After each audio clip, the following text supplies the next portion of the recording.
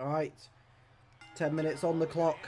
John Black versus Noah Morrison, immediately linking into chain wrestling as we like to see. Of course, this is Bolivia versus Australia. Or New Zealand, sorry, not Australia, apologies. Apologies, Doug.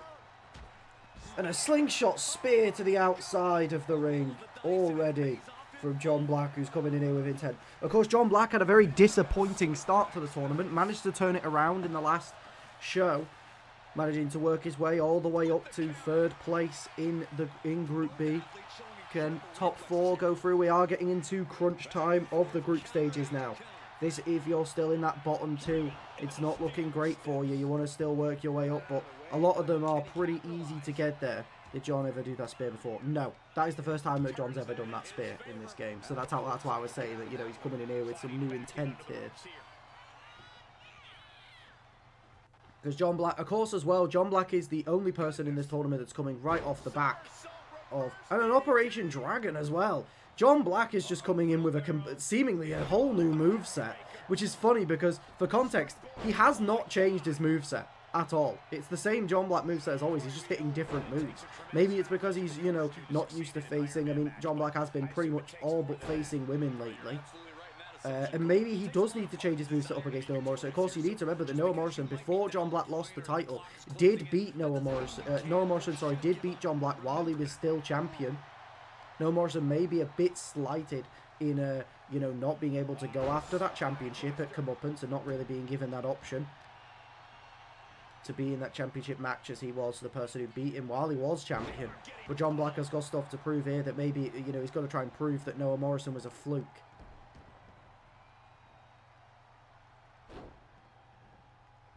And of course, going for a bit more of an athletic approach than we normally see him go. Normally, we can see John Black strive for a match through strength alone. But when you've got probably a man that you'd argue is stronger than John Black, it wouldn't surprise me at all that he's bringing out the more athletic style of moves to, you know, throw Noah Morrison off. Because, you know, there's not many people that would be able to beat Noah Morrison in a strength battle here.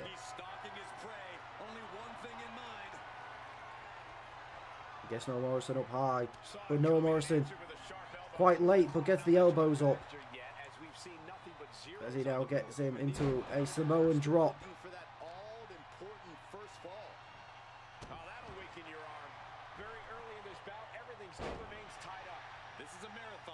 Yeah, Noah Morrison is coming off the back of a loss here to Gavin Storm, who managed to shock the world by putting himself all the way up into 2nd.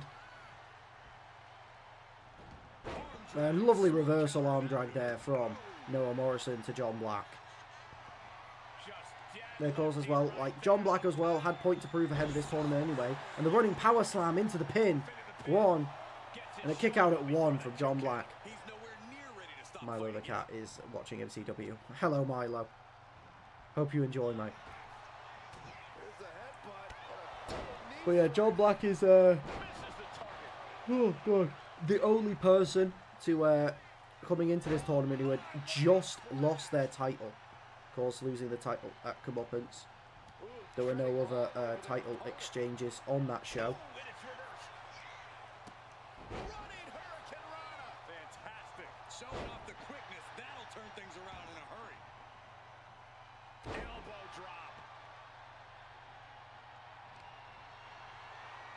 Yeah, of course, talking about PLEs, it was announced on the MCW Twitter earlier today that, of course, there's a big match announced for the not the Royal Rumble, sorry, the Brawl for All, as we see Cassidy Holland has announced that he will, announced his retirement match, and he's putting his title on the line during it.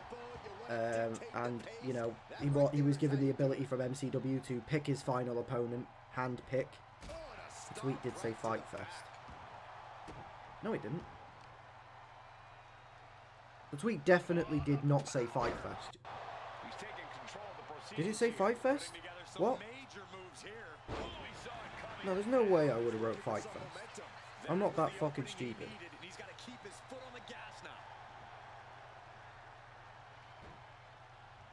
Oh my god, it does say Fight Fest, yeah. Sorry, I'm a fucking little moron. Ugh. Why would I have tweeted out Fight Fest? Hang on. Yeah, raw power there. Wow, what a spine buster. We've reached the halfway mark where these competitors are tied at 0. And the score is deadlocked. This is where you see what you're truly made of. Establishing complete control. Half the time limit is ticked away and we remain in a dead heat. And our competitors Alright, there we go. I posted a new tweet. Figuring out what it will take to get that first one.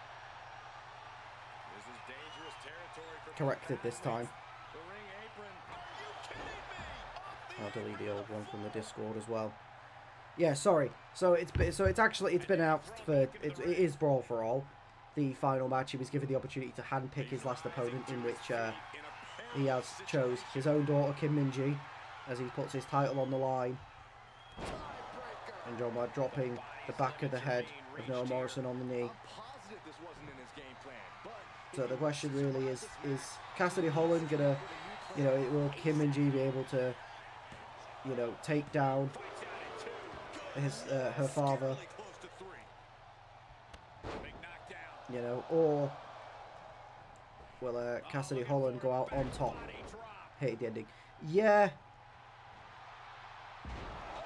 The problem is just the submission, like, it doesn't show anyone tapping.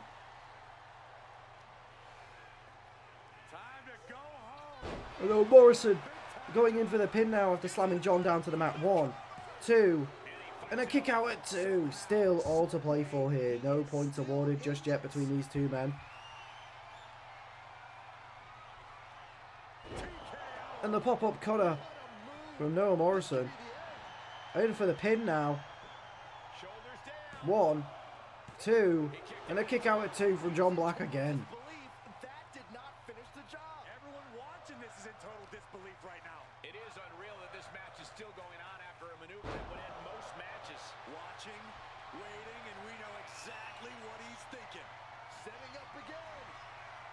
Laying down to the mat into the pin again.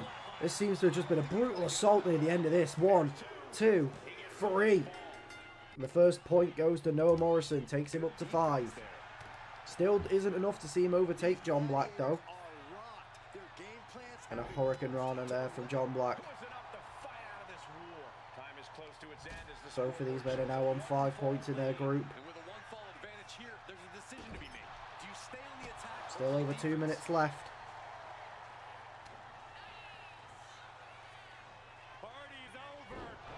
John Black with a twisted DDT. And locking him in for the guillotine.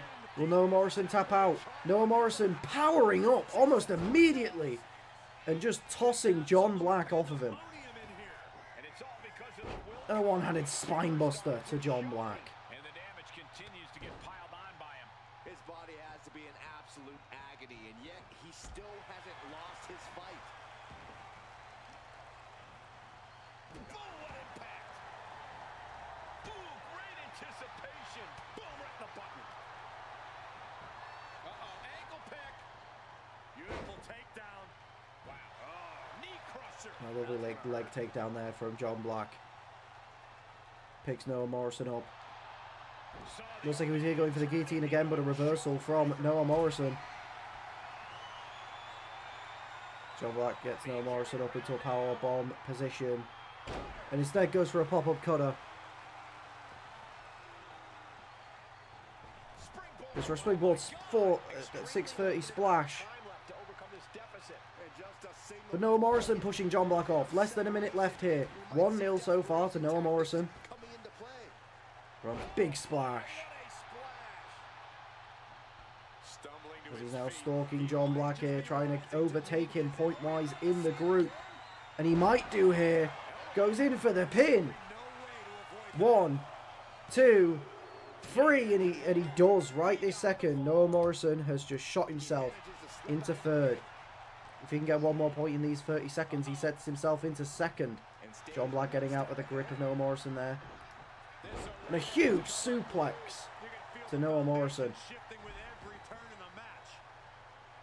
And I think this move might actually just take too much time.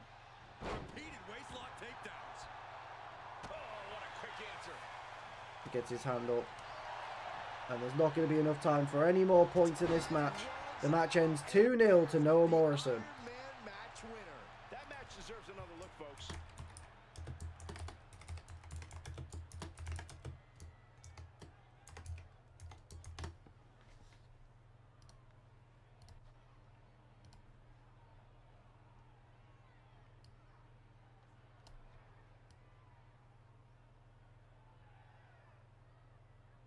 So Noah Morrison had a pretty strong tournament. I mean, he's only lost one match, I think, throughout the tournament. But, you know, he has definitely had his struggles.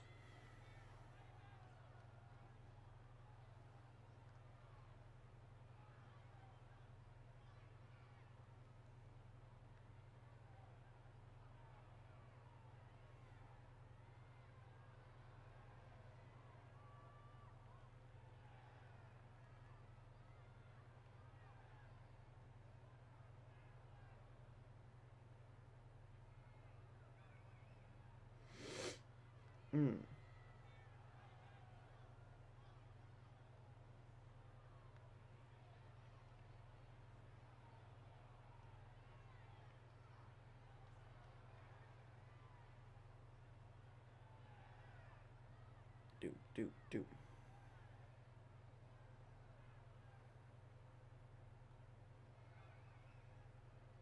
I was going for paying more than pins and points. Yeah, it does seem that way.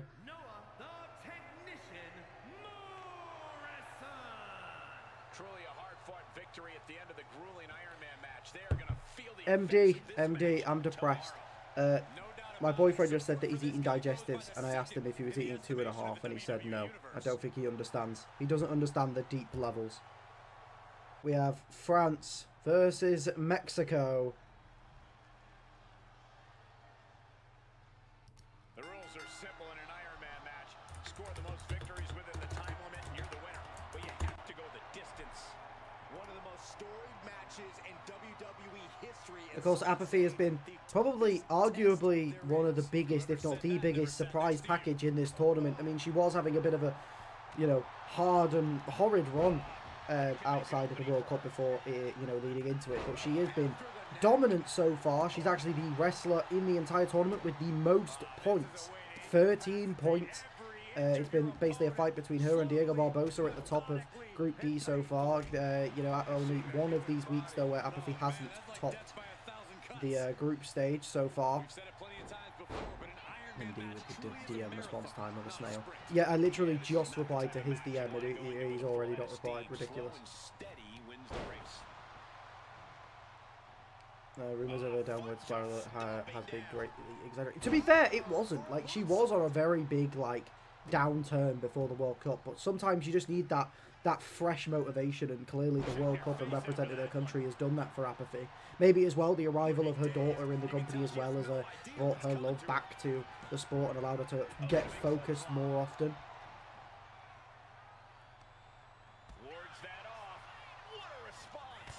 See, she doesn't need to win by 5 points here though. She just needs to win like by 5 points over the course of the show potentially. You know, she's got a second match here. This is the first of two. That is important to note that Apathy will not have another group stage match after tonight. She's got 2 matches here to be able to secure her spot in that top 4. I mean, granted, it'd be nice to be able to stay in that, you know, at that top spot, but you know, you do need. But all you really need is to be in the top 4. Sit out powerbomb from Santanica here, who's looking to overtake Doug, as she is currently last place in Group D as things stand. Because she's on group. Oh, sorry, I read that wrong. I thought you said Apathy. Apologies. Quick reflex is so important in a match like this. Running bulldog. Their opponent is down and in bad shape, but that's not stopping them from delivering a Uranagi. She got put to the test there.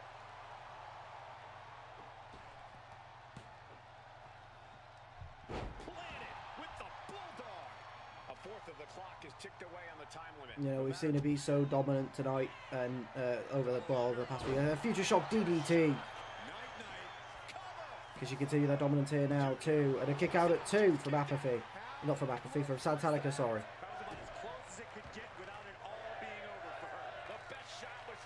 Because this is the other thing about Apathy, is not only has she been winning most of her matches here in the World Cup, it's how dominant she's been. Always some big score lines in these matches. Santanica rolling out the way.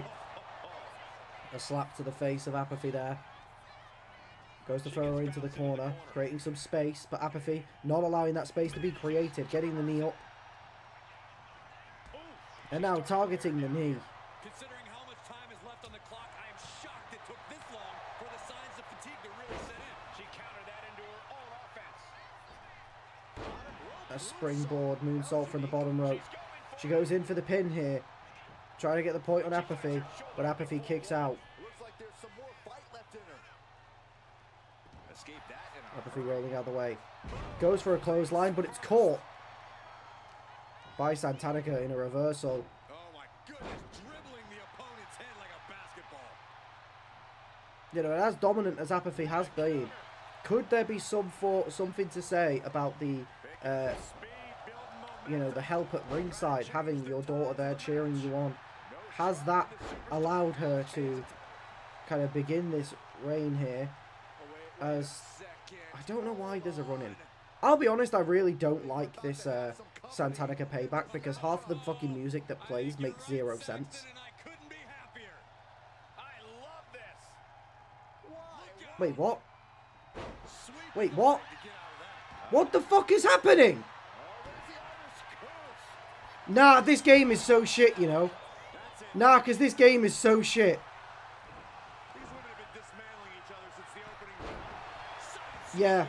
Okay, so for future reference, running payback banned. Running payback is fucking banned. Absolutely banned. That is fucking stupid. Yeah, the running payback is banned from this point. I'm literally getting on and adding it in the rules right this second. And this has been a closely contested match so far. The scoreboard is just a reflection of that. Midway through this match, we have nothing but zeros on the board. Each competitor must keep the time limit in mind. Still all zeros. Someone really needs to step. No, just ignore it happened. It doesn't fucking happen. I don't. It's not canon. It didn't exist. It didn't happen. All right. I don't want. Just imagine it was a completely fucking different wrestler, basically. Because that shouldn't even be possible, because Annika is literally in the match as a manager. That shouldn't be possible.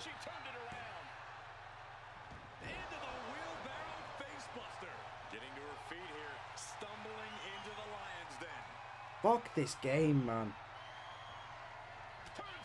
Oh, this game is so shit. Averting danger with an elbow to the stomach.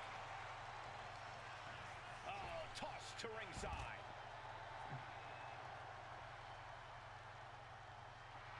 She's in that zone. Total focus on the competition. Exiting the ring, taking the action. I'm just finding the thing for it. I think we're going up. Uh-oh. Throwing down punches and counters out. Here she goes, sliding back into the ring. She's ready to take this match to the outside. I mean, to be fair, the costed the apathy point thing, that's just the running payback anyway, regardless of whether it was her or not. It's not like, you know, whether it was a dumb thing of it being Annika or not, it would have stoked it anyway. But, yeah, because of that, yeah, that's getting banned. Goes for the pin. 1, 2, 3. Santanica 1-0 up. That is so bullshit, man. Setting her up here. Uh-oh, top rope now. What could we possibly see? Oh my goodness! Drives him face first into the turnbuckle. She escapes the attack. Oh, straight forearm. Shoulders down. Going for the pin again. 1, 2. Kick out at 2. What do you say? This is amazing. What a match. And the energy in here is raising the hairs on the back of my neck. Reaching the final quarter and a 1-fall advantage is on the board. And the difference is only 1 fall. The tension is... I think it is just Santanica, luckily. Full Nelson. Dragon suplex.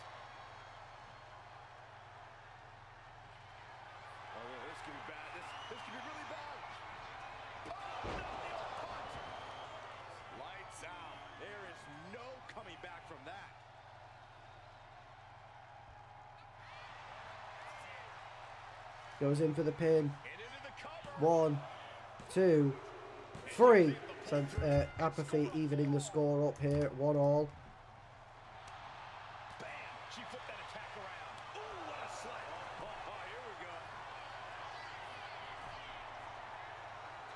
Go for that rope home DDT, and it lands. Going in for the pin now to take the lead back. Nope, never mind. Isn't going for the pin at all. Oh, because oh yeah, she's moving away from the ropes. Makes sense. Going for the pin. 1, 2, and a kick out at 2 from Apathy still. That's so annoying because this match has actually been really good, and it's just kind of ruined the match.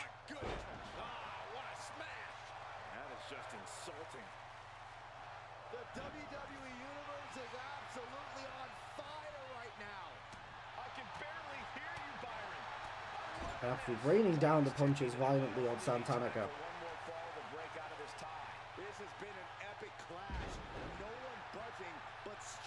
The only thing I can suggest is if you want to run it into a storyline thing, you could maybe go down the route of Santanaka got like someone to interrupt the match dressed as Apathy's daughter to kind of throw her off. I mean, don't get me wrong, run-ins are still going to be banned from this point forward, but like at least did the payback anyway. But you could at least run that storyline-wise. I guess it makes a little bit of sense. No, not Ananika heel turn. That's fucking stupid. She's literally still stood at the ring. 1, 2, 3. Apathy takes the lead. And the timer ends there. Apathy getting the win at the very final seconds.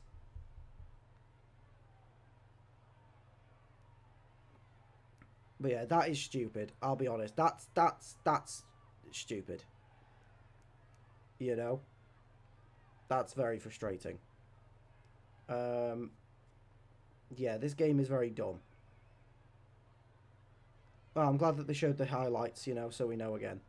I'm glad that it showed it one more time. Okay, Blood Devils guy. Oh, he's already DM'd me. Hang on. It's not his paper for anything for now. I'll make change in 26. Yeah. If anyone is aware if they have that payback in game, please let me know and you know in DMs and tell me what to change it to.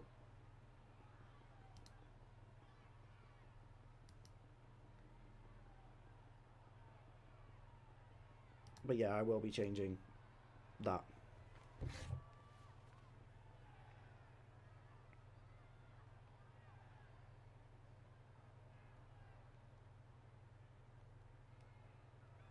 Here is your winner.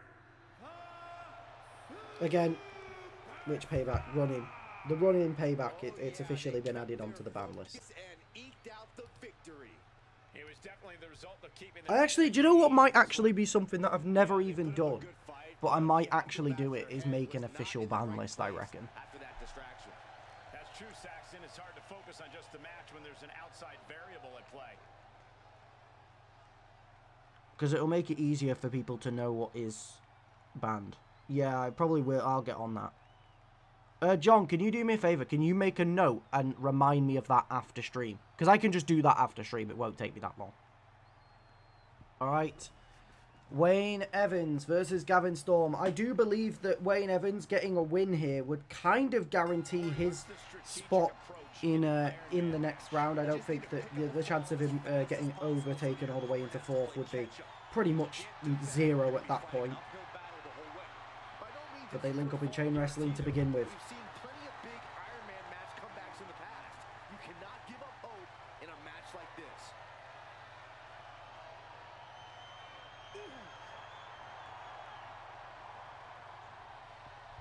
But it truly a battle at the top, as I've mentioned here, between Scotland and Italy.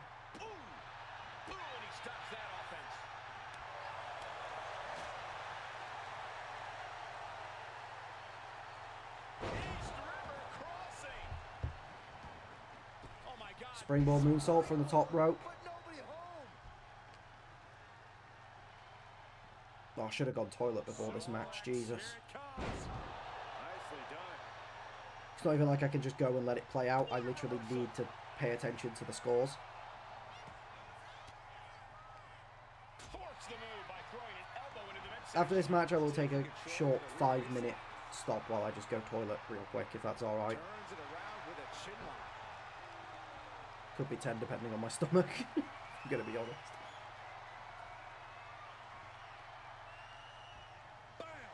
Oh, no, yeah, I can't. Yeah, I can't hold it in. If someone could keep track of scores, preferably multiple people, just in case one person gets it wrong, I really need toilet. Sorry. I apologise. I was like, oh, I'll just hold it, but like, yeah, I can't do it for a further 8 minutes. Apologies. Taking the reins and applying the chin lock.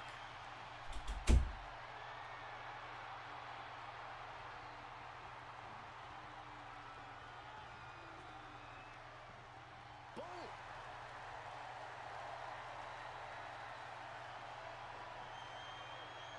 Good transition into the armbar.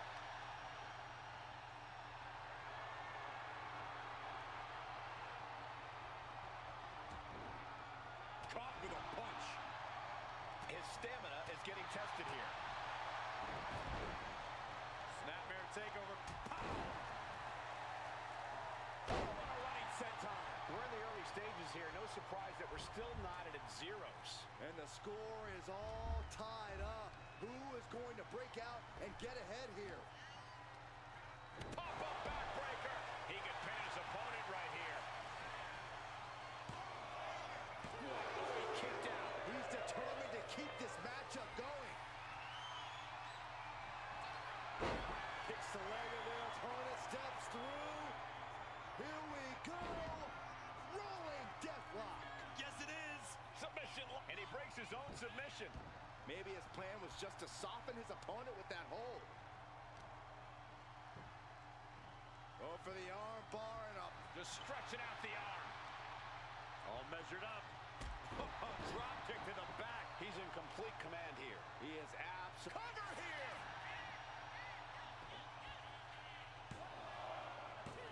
No, 2 count. What do you have to do to put this guy away? Boom. Oh, looking to cripple the leg. And avoids taking any damage.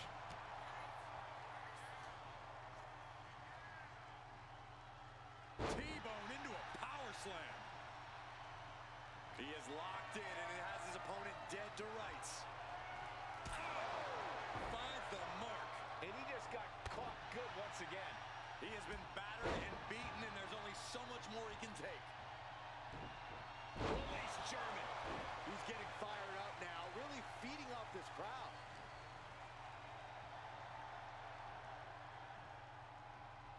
Suplex attempt. Able to go behind, though. Escapes, and a chop block takes him down. DDT! He's going for the pin. This could be it! Oh, he powered out at 2. I can't believe it. How does anyone kick out at this point? Oh, he flips that around.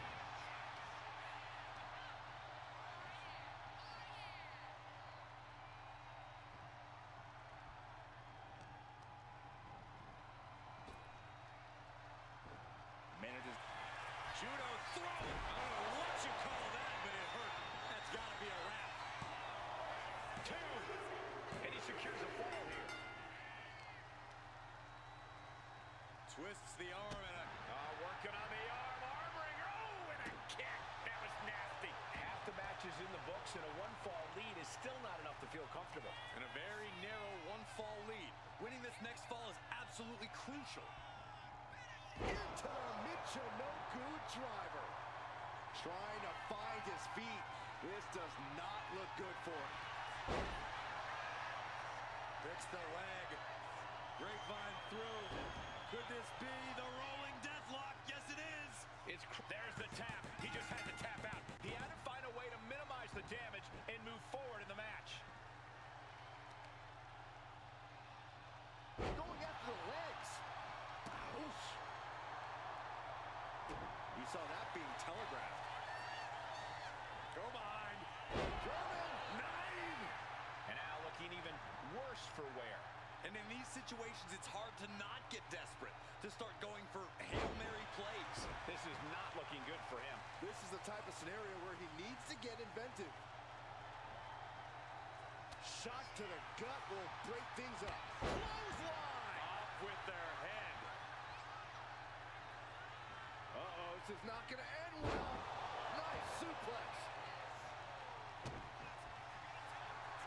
Uh-oh, guys, this could be over. Fujinami style. No escape. Crucial moment in this Iron Man match. Looking to score a fall, and he decides to let his opponent out of the hold. Might have felt like he was losing a grip and didn't want the opposition to counter out of the submission.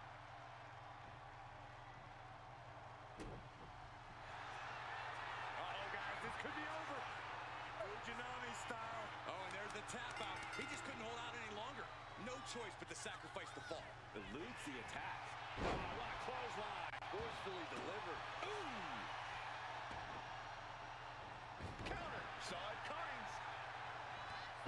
Knocks their opponent down 2 times in a row. Whipped hard into the corner.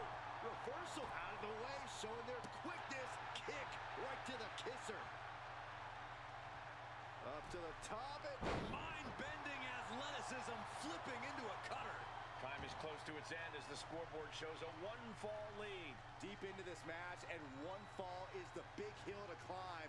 The pressure is on. These men have been all gas and no brakes tonight, and they have to be feeling the effects. Well, they have to be running on fumes. I don't know how much longer they can go. And he's pushing through the pain to turn the tables now. Makes into the cover!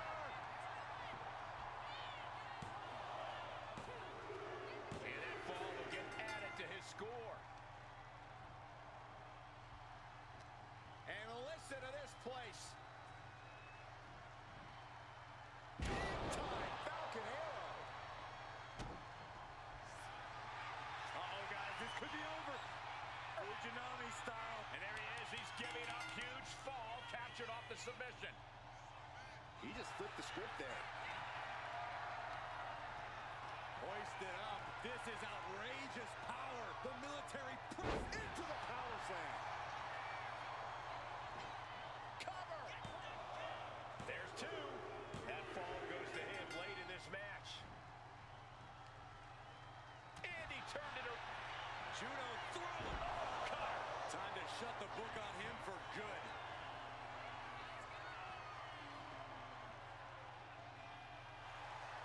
No good. The rope stopped the pin.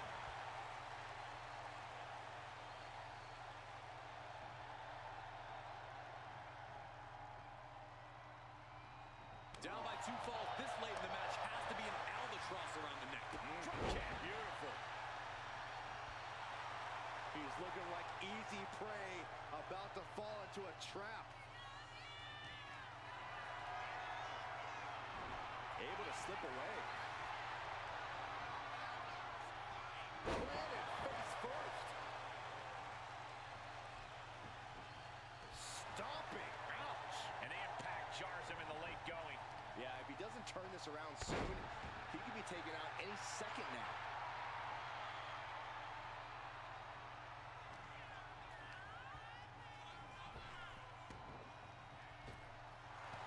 Yes, able to survive and pull through.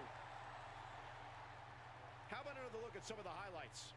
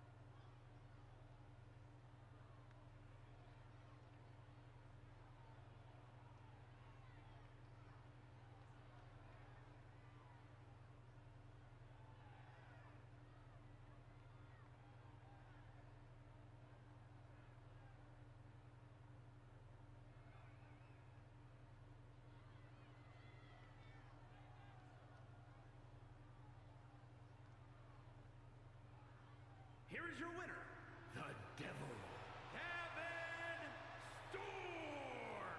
That was one of the most physical matches we've ever seen. An Iron Man match takes a huge toll, but you're seeing the result of pushing through that to win. Talk about resilience. Talk about endurance. Really, talk about stubbornness. It certainly paid off here tonight, but who knows if that'll be the case next time around.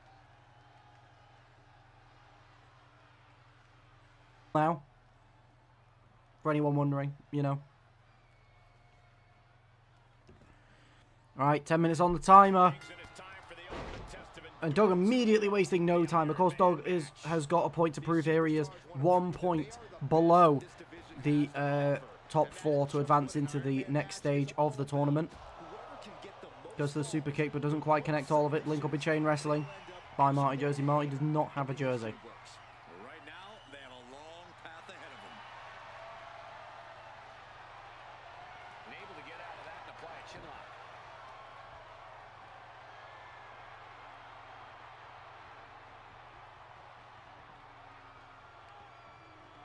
Looking in a headlock on Diego Barbosa here. Struggling to get his way out of it. Transitioning into the armbar. He does get to his knees, but Doug Foster still with the advantage.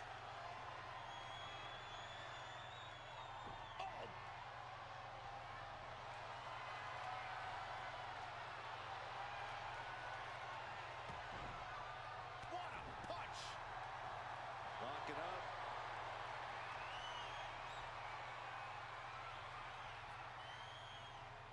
Aggressive shove there. All tied up now. Transitioning right into the wrist lock.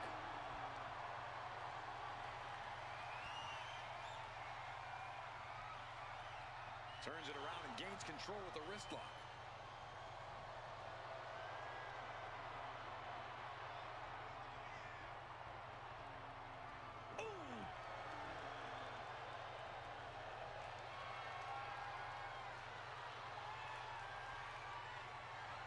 With authority. That just knocked him a bit off balance.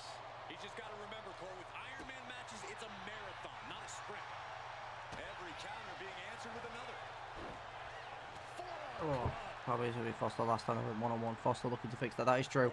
And again, there's a bit of history as well, you know, as obviously Diego Barbosa was Doug Foster's captain in War Games at Standoff, or the show that shall not be named. Top rope moonsault from Diego Barbosa.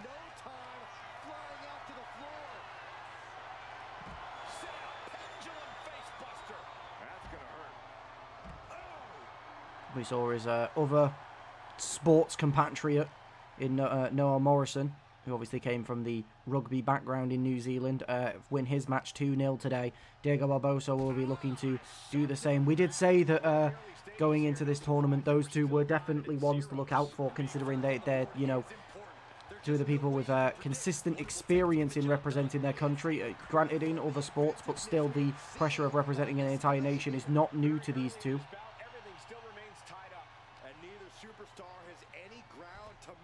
The battle is still on the outside of the ring here. We've seen how suffering that first pinfall in an Iron Man match can be hard to bounce back from, Corey. Well, fighting from the bottom is not a position anyone envies, but don't underestimate how hard it is to score that first pinfall. All that effort gets Diego back in the ring waiting for Doug Foster to get back in, and he does. From behind. And immediately a Hurricane Rana into the pin. Going for the point here, but kick out at 1. Kicking out there really has to make his opponent question his game plan. And that blow has him wavering. Diego with some kicks to the face of Doug Foster. Two things, your opponent and the clock. I think this And is now a gonna kick pay to the some- back. And a code breaker That should do it. as he now goes in for the pin. 1, 2, and a kick out at 2. And you gotta think he's just one final blow away from not kicking out next time. And he goes for the Pele kick. Is that enough to gain the first point here? 1, 2, and a kick out at 2. You just have to ignore the ref thing, guys. Like, honestly, it's just the way they've coded refs in this game. They all do it. They've been doing it for weeks or months. I just don't think you guys have really acknowledged it. But they've been doing it for months.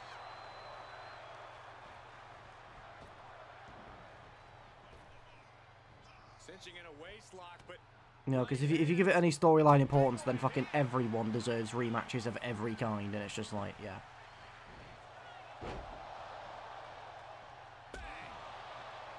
he may get the 3 count. Going for the pin now. 1, 2, and a kick out at 2. There's some shock in the arena after that kick out. Oh, missed connection.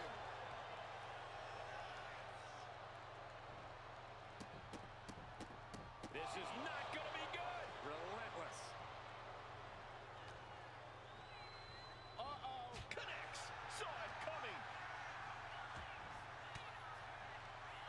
He counters. Getting the elbows up into the stomach. Oh, nasty knee. We've reached The that big knee strike to the face of Diego Barbosa. Now targeting the legs. I mean, that is the smart maneuver when you come in against Diego. Punish your opponent. We're past the halfway point. We're all tied up as the clock is becoming a bigger factor in this match. And surprisingly, none of these combatants have been able to score that first fall. Oh, step up, step Dropping the back onto Diego. Going for the pinfall. Is it enough? 1. He breaks And a kick out at 1. I can't believe it. He just won't go away. Oh, predicted what was coming. That's how you impress. And a big splash from Doug Foster. Still looking for the first point in this match. Seems like he has Lovely no springboard one to splash escape. there. And another running splash into the pin this time. 1. Kick out at 1 from Diego. Even an inch of ground as this match continues. Diego getting the arms up.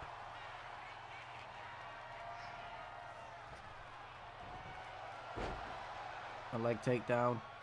Into a kick to the chest of Doug Foster. Goes in for the pin. 1, 2, and a kick out at 2 from Doug Foster. In the world did he kick out?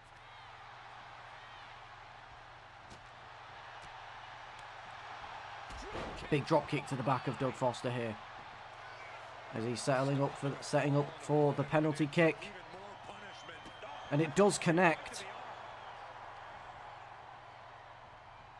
There's a Now a leg takedown sweep. into a beating to the chest. As he moves Doug Foster away from the ropes. Goes in for the pin. 1, 2, 3. Diego Barbosa takes the lead 1-0.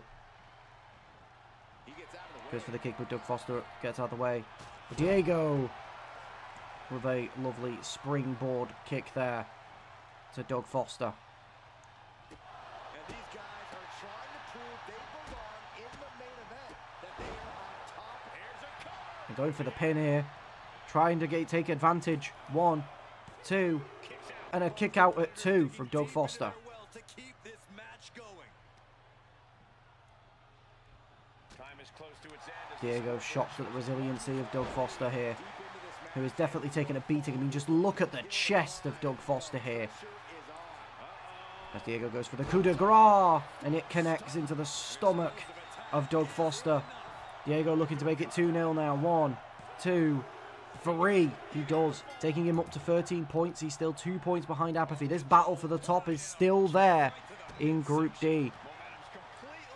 And Doug goes for the takedown, but he does not connect all of it. Kicks to the chest from Diego. Goes up for the enziguri. But Doug Foster reverses. And the Pele kick from nothing. Goes in for the pin. 1, 2, 3. Takes himself up to 14 points. 3-0 in this match specifically. smashing the face right into the ground. Now runs to the corner, setting up for another penalty kick. Will it connect again? And it does connect. And he's truly taken so much damage in this match. And survival instincts have to be kicking From in. the front slam. But Doug Foster rolls to his feet with a Hurricane Rana, preventing Diego from going for the pin. Roadblock here. Gets Diego up high. Slams him down. Looking for his first point in this match. Can he get it? Can he get something from this match? 1, 2. And Diego kicks out at 2. Wow, looks like this book has a couple more chapters in it. We might be seeing a whole saga written Trying Diego against the ropes here. Dropping down.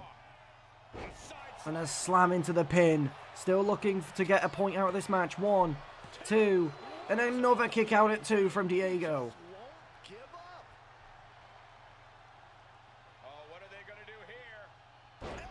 Doug Foster dropping the knee to the chest. Picking Diego up here.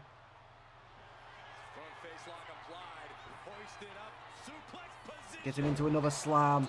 Into the pin. But there's not enough time. As the match ends 3-0 to Diego Barbosa.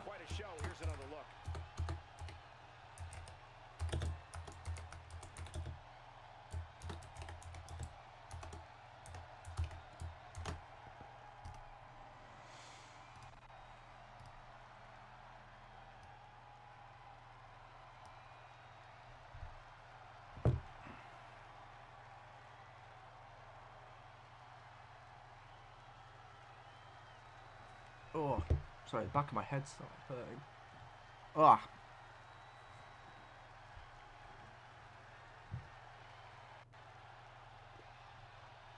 Yeah, that is true. Doug's reversal at the end there to stop that, you know, dragging into the middle to go for the pin after the penalty kick is what is currently keeping Apathy in the lead.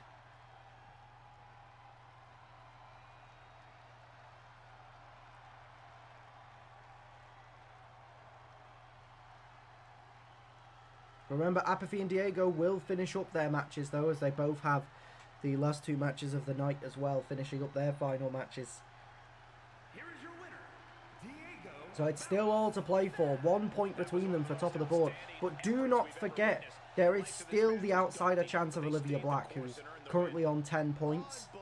If she can get a dominant win over Diego, if she can overtake Diego here in this second match, then there's a whole chance she finishes top by the end of it, because she'll be the... Owen O'Rourke, Elena Claire, Ireland versus Greece. This is an important match for either person here. I mean, don't get wrong, Owen needs a miracle to be able to pull himself into the top 4 here. You need to get 5 points to get himself up.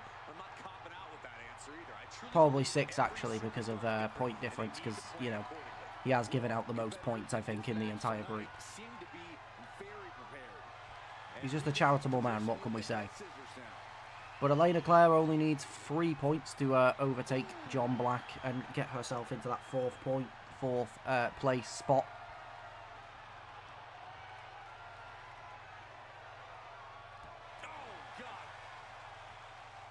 Gets out of the way of that one. And into the collar and elbow. Trying to make the switch out here, and does quickly to a side headlock.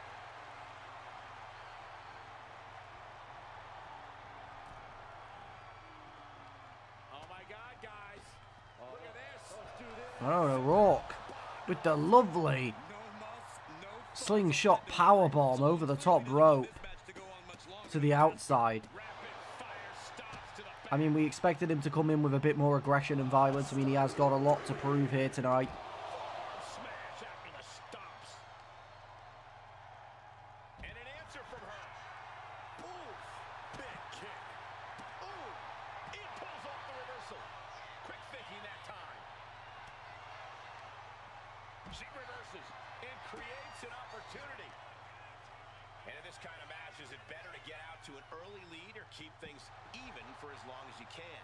There's certainly arguments. Targets Owen on the outside of the ring. Where you can run up the score, from where I'm sitting, you should by all means take it.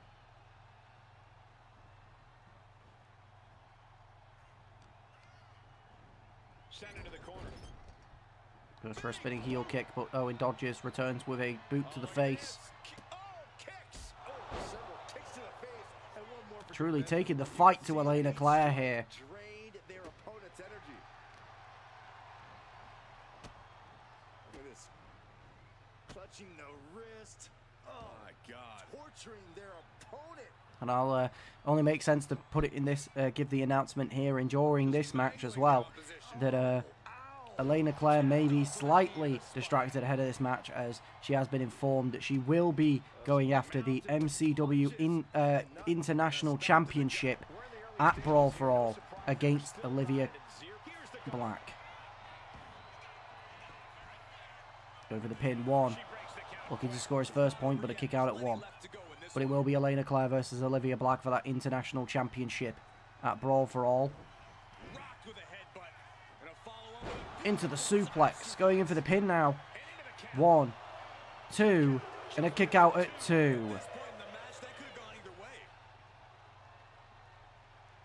And this onslaught is just draining her energy. She's got to start fighting back to get in this match.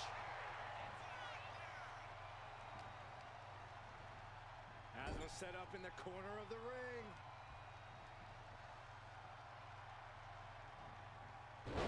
He's able to reverse it. She saw that coming. And a Claymore from out of nowhere, going for the pin now. 1, 2, and another kick out at 2 from Elena Claire. Owen has been so dominant in this match so far, it's almost guaranteed at this point that he will get a point in this match. At some point. Or maybe not with Elena pushing Owen off. And a step up in Seguri to Owen O'Rourke there. Goes in for the pinfall. 1, 2, and a kick out at 2 from Owen.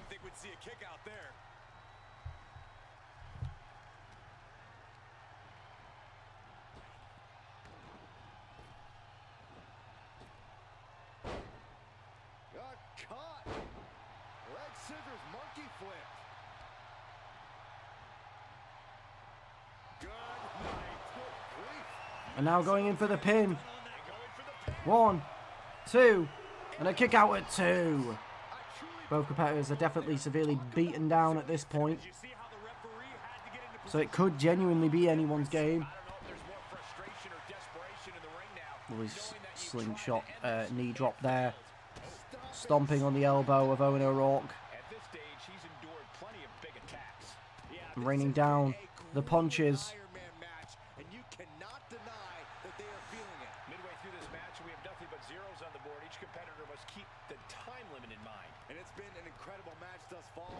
Kick to the face of Owen O'Rourke.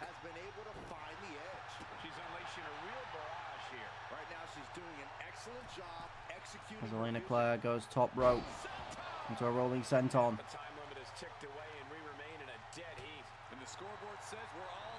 And a snapmare. Running over the back into the drop kick to the face of Owen O'Rourke.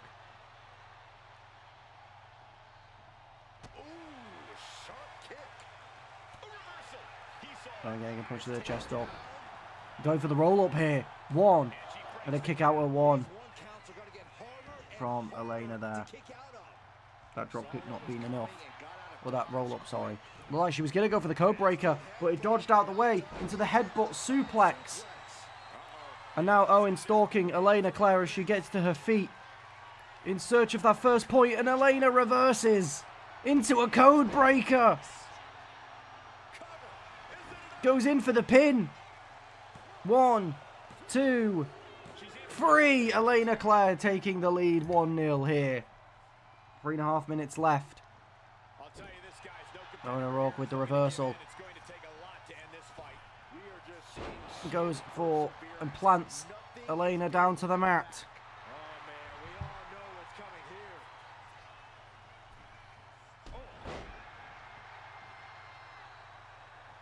Kick to the back. Oh, look at this. Is it enough, guys? Owen O'Rourke, clothesline after clothesline. So far, so good. Into a leg takedown. We got a cover. Goes in for the pin on Elena Claire here. 1, 2, and a kick out at 2 from Elena Claire. Owen O'Rourke still struggling to get this first point. Throwing Elena towards the ropes. And planting her down to the mat. Into the pin. 1, 2, and another kick out at 2. As he goes up top, looking for the big elbow, I assume. And he is looking for it. And it hits. Into the pin again. Is this enough? 1, 2, 3. It is. Owen O'Rourke has got his first point in the MCW World Cup. It only took 6 tries.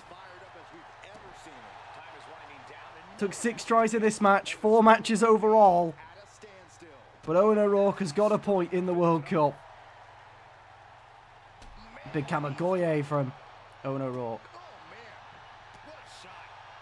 I'm dipping out of the rest of the cup. I mean, there's only 1 match left, Owen.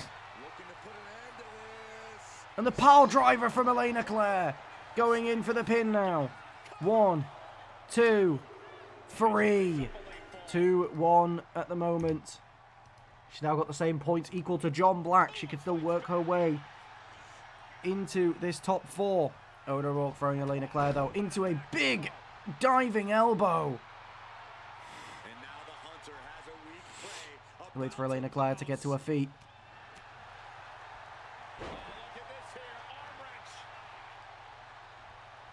Further the ropes into the Claymore.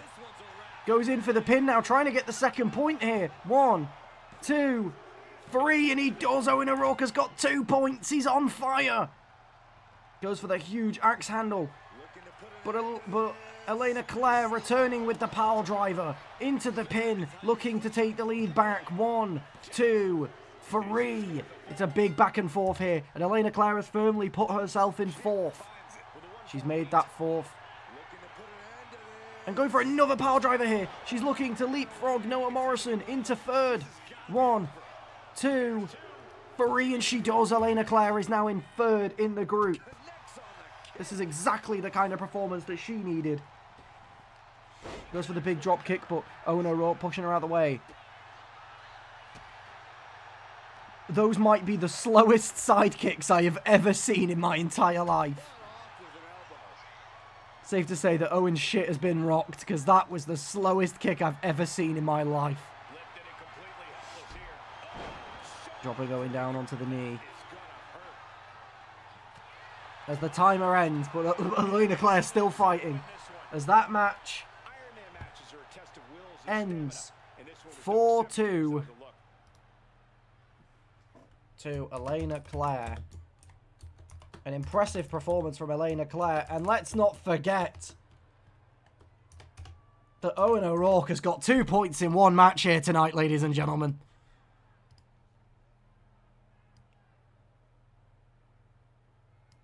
Technically, if you really want to deep it, that means he's had like a 1,000% increase on the rest of the tournament.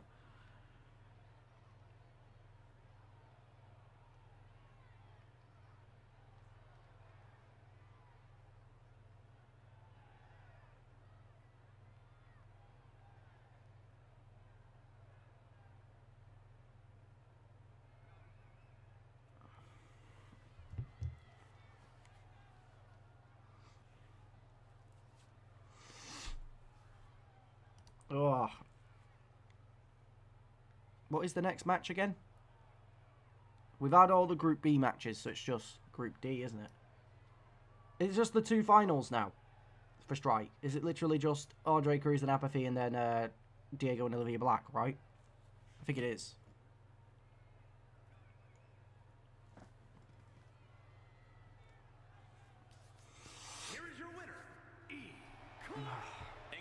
Spectacular Iron Man match. Alright, my nose is really playing up. It hurts a lot for some reason.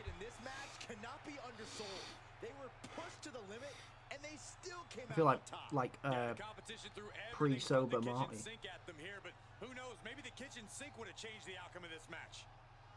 You two. Alright, here it is. We have Apathy versus Andre Cruz, France versus Puerto Rico.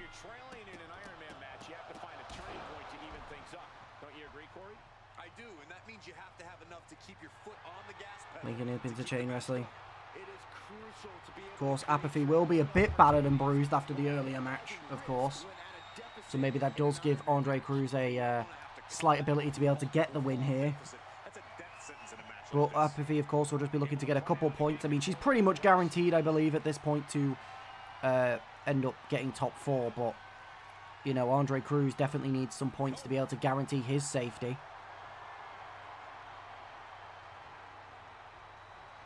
Of course, though, he'll be very happy to learn that Doug Foster got 0 points in his match, as any points that he gets in this match will just widen that gap.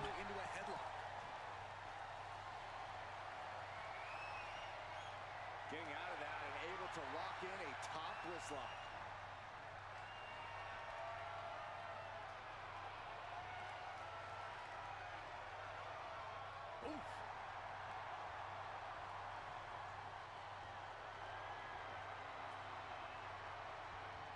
Oh, man. What a nasty STO. Oh, and he manages to reverse. Kick to the stomach. A suplex to Apathy, followed by a kip up from Andre Cruz. Being tossed like that. Goes for a top rope moonsault, sending Apathy clashing down to the mat. But look at the determination on her face. She has still got what it takes to go the distance in this Iron Man match. And a drop kick to the back. Andre Cruz definitely taking control. I mean, again, it's expected though, considering Apathy's already had a match tonight. We'll probably see a similar story in Olivia and Diego in the main event. But Apathy rolling out the way, trying to get a bit of that extra momentum here. Dropping down below, leapfrogging Andre, gets the elbow up to take him down. And goes for a moonsault of her own. Goes in for the pin early. 1, 2, and a kick out at 2 from Andre Cruz. Just remember, whatever point tally Apathy ends this match on is her final point tally. Goes for the headbutt, but it's dodged by Andre Cruz with a standing Spanish fly. What a reversal. Goes in for the pin. 1, 2, and a kick out at 2. It was a great little sequence between these two. And we are deadlocked. Each competitor still trying to dictate the pace. We're in the early stages here. Victory roll. And Apathy with the roll up. 1, kick out at 1. Just using the adrenaline to stay in the match. We're no closer to These two are putting on a very impressive match so far. There's a tilt-a-whirl. And a backbreaker from Apathy.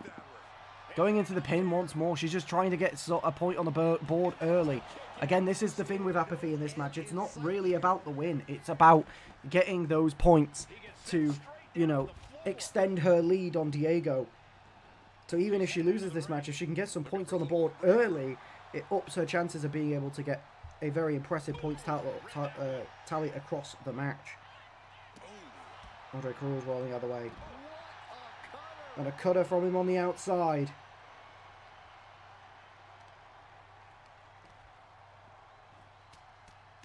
Rear chin lock, and now just rapid fire punches. Just never had a chance to block any of those. I have no idea what kind of... Bit dramatic from Apathy there on the outside there.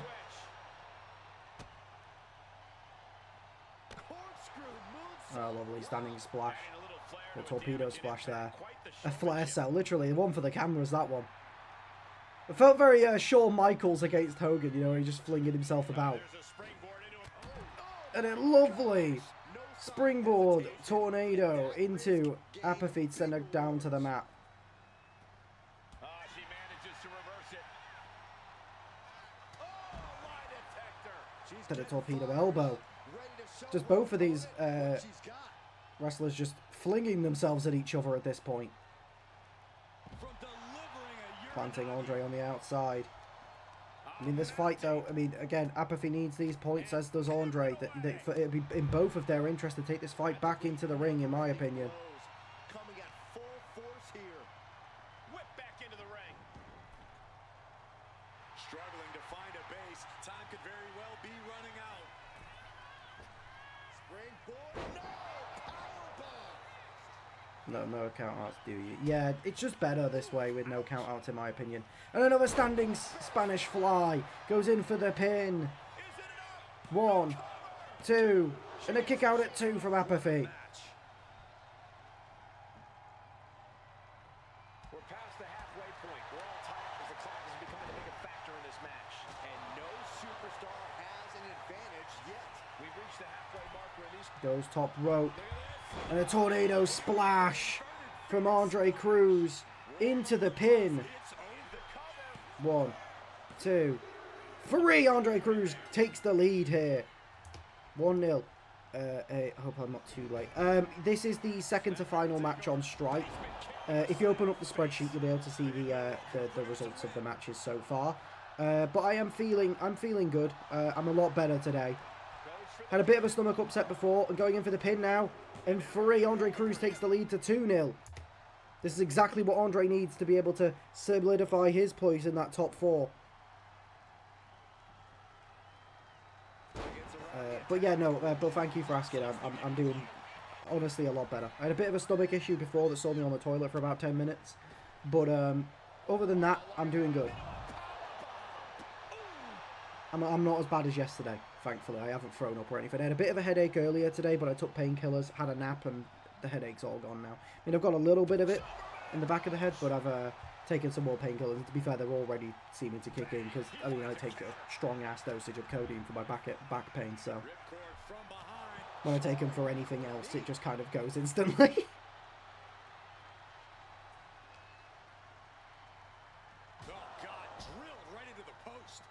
Hey, also, fucking Tyler, remember, Tyler 6 has the hometown advantage going into Clash tonight as it is hosted in Wales. And a lovely enziguri from Andre Cruz on the outside. Again, these two just taking the battle to the outside the ring consistently. It shows the passion that they have, just trying to do as much damage as they can to weaken their opponents. But again, that's not going to get you points. And a big double face stomp from Apathy.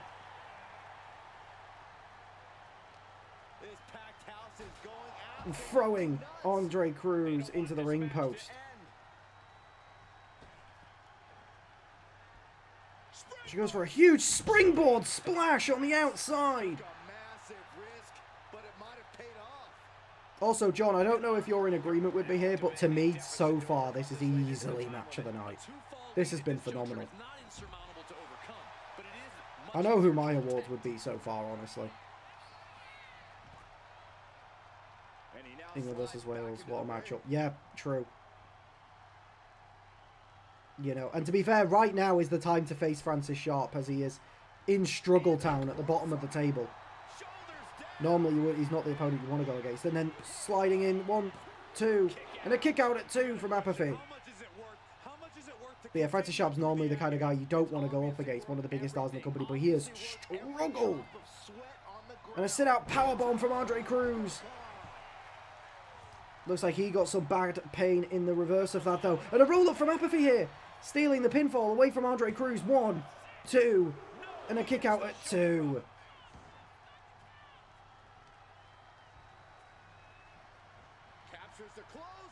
And the reversal. Goes for the clothesline, but the standing Spanish fly from Andre Cruz. Rolling out the way now. And a snapmare. Into the heel kick. Goes in for the pin. 1, 2. And a kick out at 2. Apathy just took a signature and a finisher in the final minute and did not go down for a 3 count. This is incredible scenes.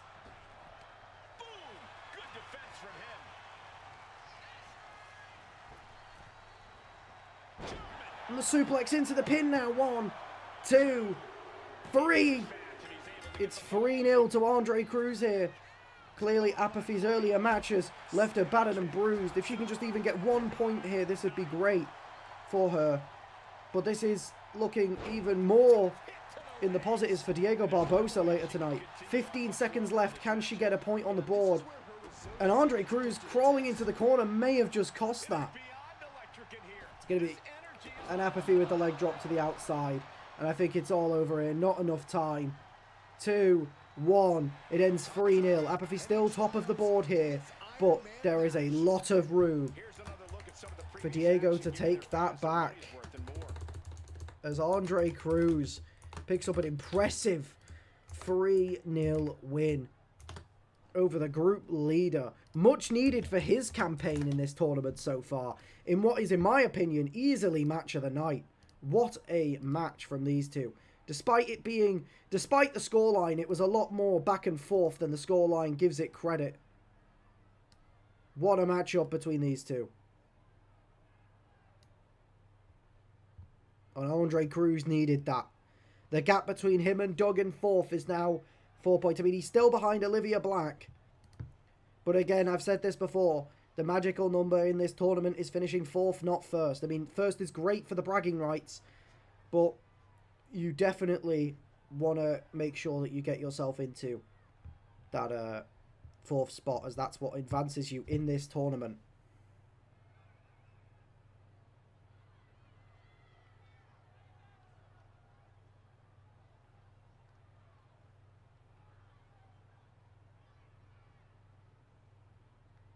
Here is your winner, Andre Cruz.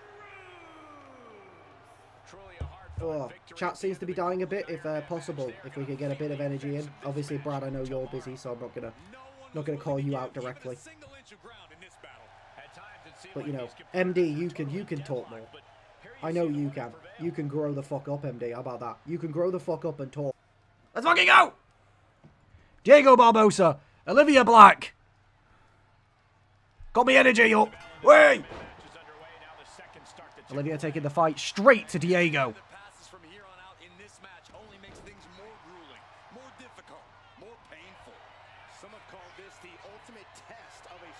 Now linking up in chain wrestling. And into a wrist lock.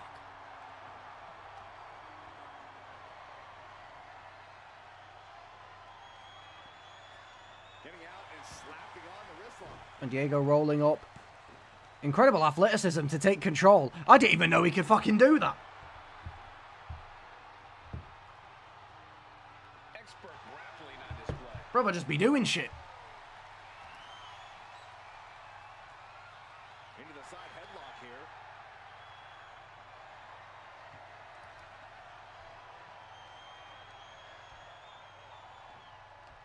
I'm very excited, Brad, for her to see Clash as well. I'm excited to see, because some of my personal favourites are on Clash. So I'm excited to see what she thinks about them. I like hearing outsiders, you know?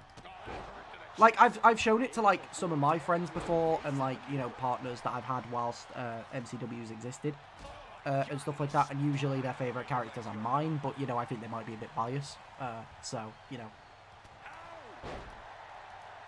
I know I spoke, and Spencer, my boyfriend, might be submitting a core in the next game. He's going to create it on my console one day when he's here. I mean, he won't roleplay. He's very aware. I've told him, you know, if you're not going to roleplay, not be that active, then you're probably not...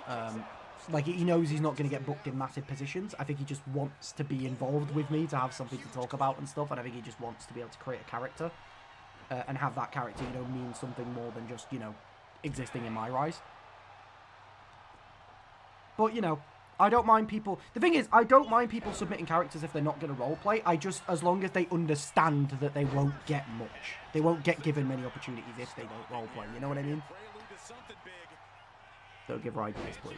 Listen, I'm just saying, Brad, if she wants to. I'm not going to say no. We could do with the extra roster members. It might be a little fun, cute thing for you guys to do. You know, design a core. The new game is coming out. You know, that's all I'm saying. Big drop kick from Diego Barbosa into a second drop kick. Into a crossbody.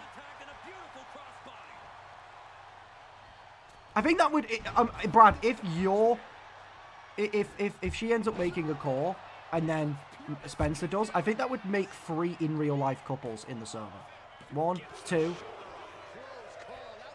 Oh my god, as I'm watching this, she would get giddy about uploading a core.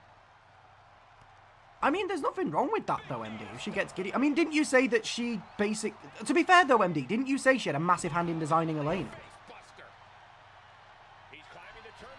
And a code breaker from Diego, looking for that coup de grace, but misses. Would have to club her. No, MD, you have to resist. Owen, I do have a question, by the way. Obviously, you said that you're not buying the game on release. I'm assuming that includes Apathy as well, right? Like, so would that mean that we would potentially, obviously depending on how long it takes for the next season to start. Would that mean we may be without your course for the beginning of the season?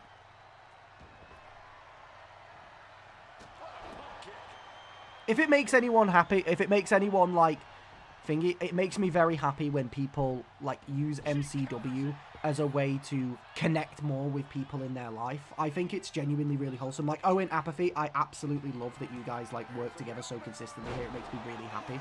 A tornado DDT from Olivia going in for the pin now. 1, 2, and a kick out at 2. And stuff like that. Like, Brad, the fact that you're on a date and your date is watching MCW genuinely fills my heart with, like, so much happiness. Like, genuinely. I know, MD, you've watched MCW with your girlfriend before. 1, 2, kick out at 2. Your assumption is correct, although it may change. Don't know the overall result, but to be safe, yes. Okay. It's no problem. Like, we've gotten, luckily, we got enough roster members to replace, but for now. And a code breaker from Diego into the pin on Olivia, looking for the first point in this matchup. 1, 2, and a kick out at 2. I'm sure Apathy will be backstage watching this match very closely. Because, like I said, it doesn't really matter about finishing top, but, you know, a woman like Apathy loves that bragging right. You know, she might not have any titles so far in MCW, but she does have a lot of, you know, thingies, a lot of, what's the word? A lot of firsts in MCW, you know? She was the first match of the night to ever exist, or wrestler of the night, sorry. She was the first ever wrestler of the night. Technically, she was the first ever wrestler here. And a coup de grace, first ever wrestler here to do double duty as well in MCW. 1, 2, and a kick out at 2. Replace. What are you saying replace to, Brad? I must have, if I said replace, I must have missed it. I don't actually remember what that would be relating to.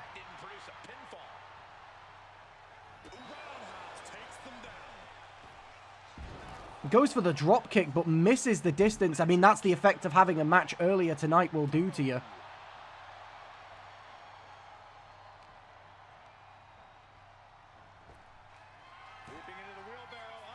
And another tornado DDT from Olivia Black. Will she get the first point here? 1, 2. Kick out at 2. She does not.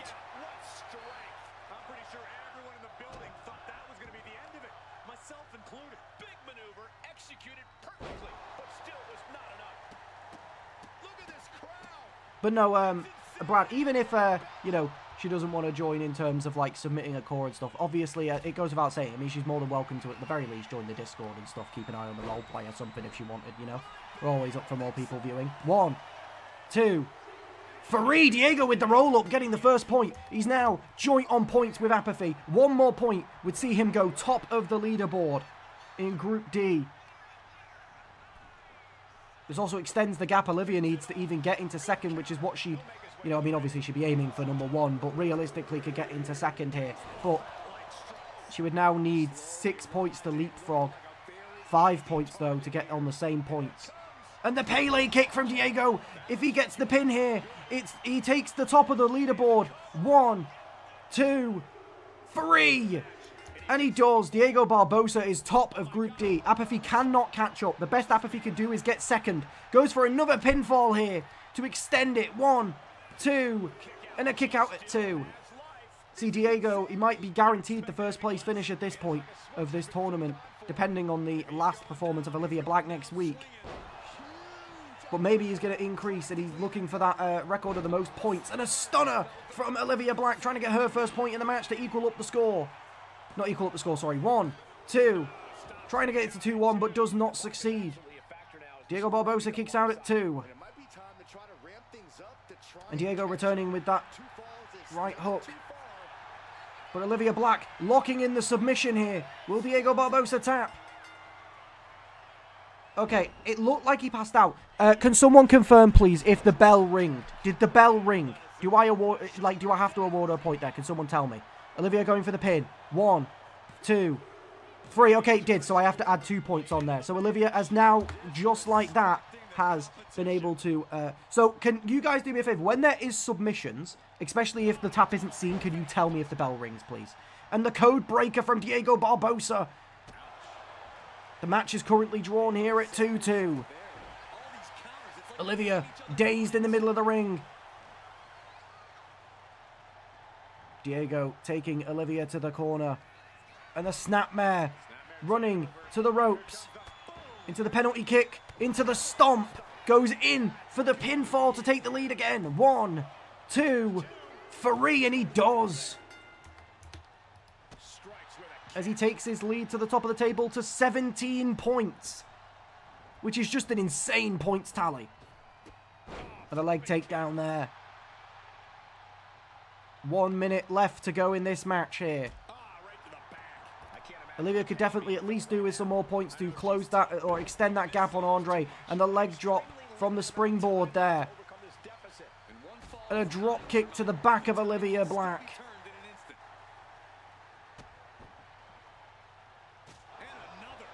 And a kick to the head of Olivia Black. Telling the international champion to get to her feet. But Olivia catching the legs. Into the roll-up here to equalise the points once more. 1, 2, and a kick out at 2, and a reversal here. Can Diego get an extra point with the reversal? 1, 2, 3, and he does. He takes his lead to the top of the table to 18 points. I mean, there's no chance of 20. There's just simply not enough time. 10 seconds remaining. I don't even know if he can get an extra point at this.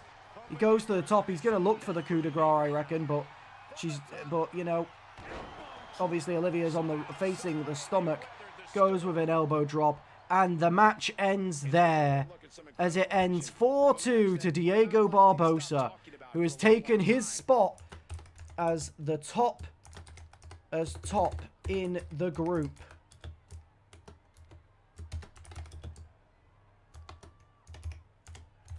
But despite apathy not being top, let's not take that away from the incredible run in these group stages that she has had. Bro was using the ropes. He was. Ref didn't catch it, though. We have seen, though, Diego use a bit of some dodgy tactics before when crunch time was in. We saw it in the triple threat where he stole the pinfall under the feet of Andre Cruz that one time. But anything to finish top, I suppose. I mean, it is you know, the kind of bragging rights you do want to be able to claim.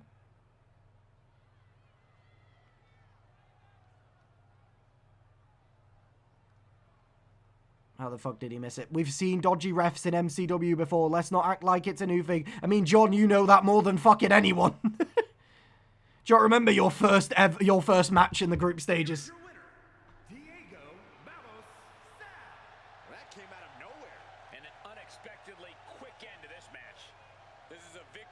Truly be proud of. A victory earned through sheer tenacity and force of will.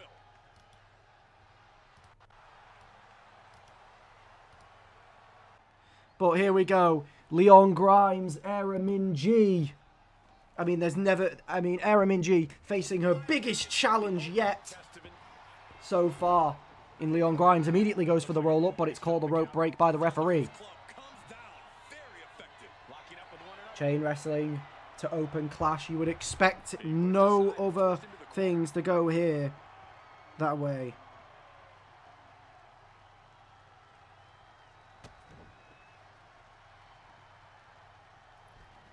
And a big DDT from Leon Grimes. They play it all the time at my work and it makes me want to split the G across my head. Get his glass right off the dome. That's really good, that. Split the G off my head. I like that a lot. Leon got to pick up his foot. He does if he wants to guarantee that top 4. He's currently on the same points as Rude Van Gouten, but Rude Van Gouten does have a difficult match tonight later on against Misaki Ryoki, who has been one of probably the most dominant wrestler so far in this tournament. I think she's only given up, what, 2 points all tournament? Am I wrong in that? Maybe it might be 3. I think she's given out the least points out of anyone in this whole tournament so far. And she's the only person that has won every single match so far as well. And a nice splash from Leon Grimes on the outside. I actually, you know what I'm really excited for? I'm really excited to see how people work on their cores, because people can start working on their cores literally next week, which is insane. And obviously, you know, we're still going to finish this season on this game. Looks like he's coming back in. Brutal club. You know, but... Yeah, game comes out Friday, yeah. Well, for people that got early access anyways. So, you know, with the season still existing for the rest of this season on this game, it's, you know, there is enough time for people to, you know, make their calls. And it gives me enough time as well to create the entire universe mode. And also, you know, get a hang of the new features in the game as well. Create all the arenas, stuff like that. Sling Blade from Leon Grimes goes in for the pin now. Trying to get the point early. 1, 2, and a kick out at 2 from Aramin G.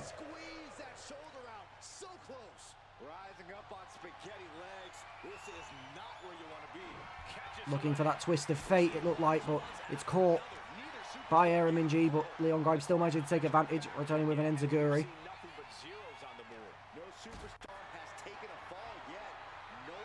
Getting Aramin G up into that powerbomb position, taking her over to the turnbuckle and throwing her face first into it. And she really has no answer to any of this offense. Her odds are getting worse by the minute. Makes the cover. Goes for the pin now. 1, 2, kick out at 2. That was a long 2 count there. She turns that attack away.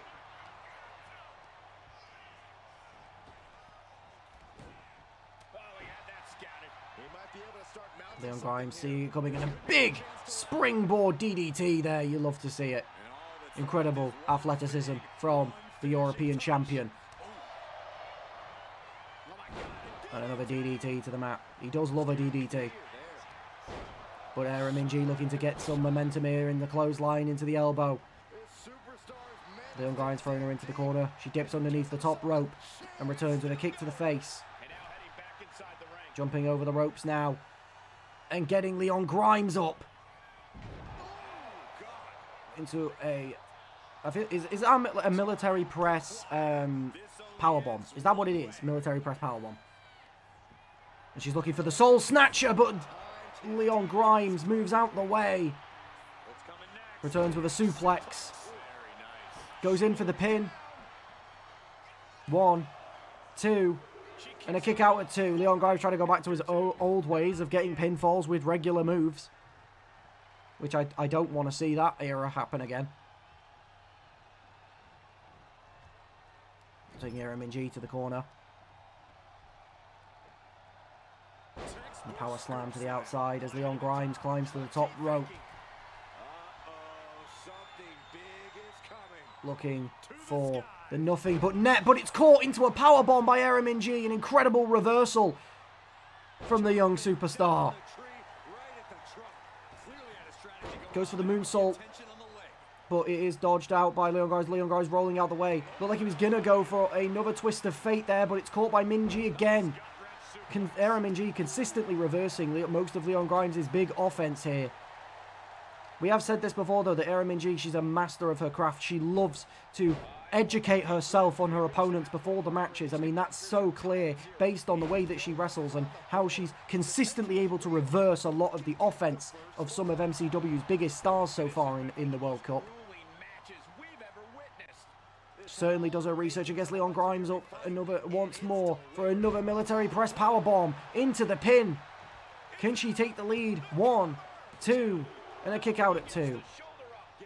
Can we, if possible, if we can get a bit more energy in the chat, please? That would be great, because I am kind of just talking to myself again. And I kind of hate that this happens every time during Clash. Never happens during Strike. Strike is active as hell. Clash always ends up being dead. Goes in for the pin after the Soul Snatcher now. 1, 2, and a kick out at 2. Aramin G this close to taking the lead against Leon Grimes.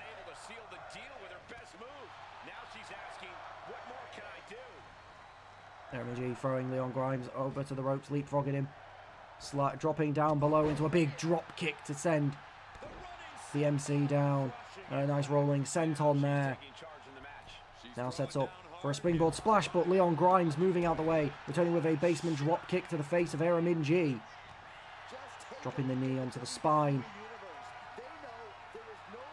As he is looking for the twist of fate. The third time's the charm. Goes in for the pin now. 1, 2, And a kick out at 2 from Eraminji. Still no points awarded in this match so far. We have reached a whole other level here. I've lost count of how many times this match should have ended by now. She fights back with the counter. Getting the leg up. Sorry, Leon Grimes. And it looked like Eraminji got a bit too overzealous there with the takedown. Returning to clothesline after clothesline into a sling blade. Leon Grimes now picking Eraminji up. Taking her to the corner. Goes for that power slam, but Eraminji hopping over and returning. Goes to return with a Hurricane Rana. Looked like it was, but it was caught into a what are those called? Is that it's an electric chair, right? Electric chair by Leon Grimes. Now thrown into the corner. This time going for the power slam again. On the outside. As he now climbs to the top of the ropes once more. Going for the nothing but net a second time. Will it land this time? And it does. As he now goes for the pinfall. 1, 2, 3. Leon Grimes takes the lead 1-0.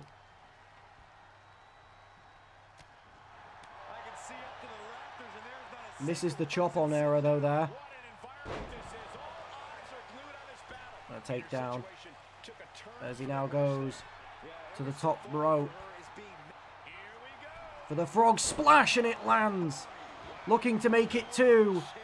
1, 2, 3. And he does. It's 2-0 to Leon Grimes. And now this is the style of Leon Grimes that we expected to see leading going into this tournament. Obviously, it took him a while to get to this point. Going in for the pinfall again, trying to make it 3. 1, 2, 3. And he does. And he is now equal to Eraminji's points. As they are both currently second. Eraminji dropping the knee into the back of Leon Grimes. She goes to the springboard moonsault, but Leon Grimes moving out the way.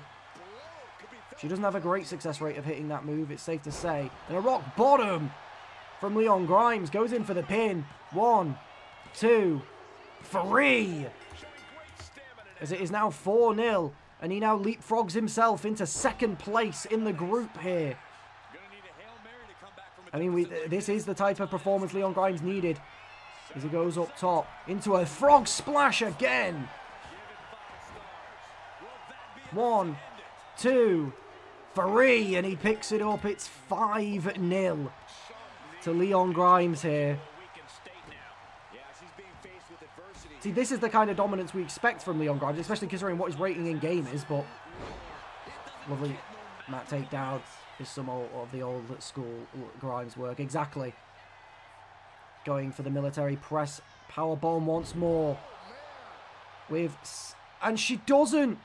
If she went for the pin, she might have got a point on the board, but she's not even focused on it. As the timer ends, 5-0. Second look. Heck, it was so amazing, it's worth about 100 looks.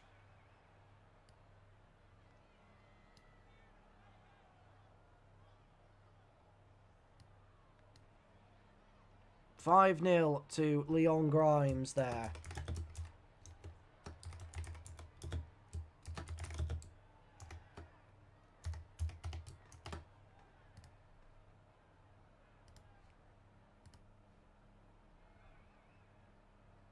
As he's now worked his way into second, and he is actually currently only 1 point below the leader of the group in Mizaki. It'd be a true comeback if he could somehow come back in this tournament and take first. For Ruud van Gerten's able to get the upset against Masaki Ryoki later on tonight. I mean, we've seen him get the upset over Francis Sharp before, so there's nothing to say he can't do it once more. But that was a dominant performance from Leon Grimes.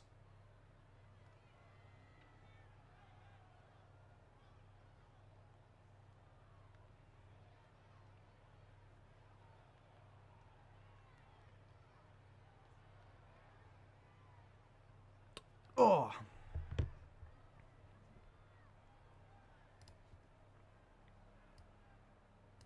Here is your winner, MC Leon Grimes. but we go from one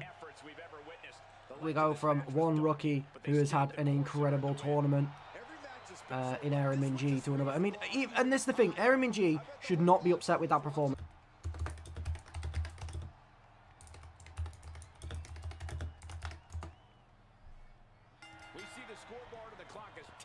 And here we go, linking up in chain wrestling immediately to begin with. Helga definitely needs the win here to be able to get as many points as possible to take herself to top of that board in Group A. Carnotoro, though, could definitely do with getting an upset here as well, because there's still, he needs to, it's a battle between him and MD Silva currently for that top 4 spot. But it's going to be hard to overcome Helga, who's been on a dominant run, especially for a rookie. I'd argue her and Aaron Minji have been the, out of all the, you know, the rookie wrestlers that are competing in this tournament, I'd argue those are the two that have been, had the best showings by far.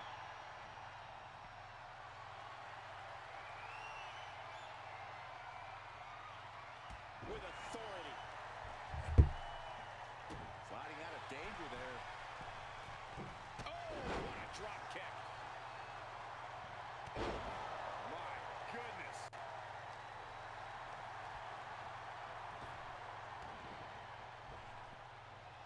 Follow-away moonsault. Wow.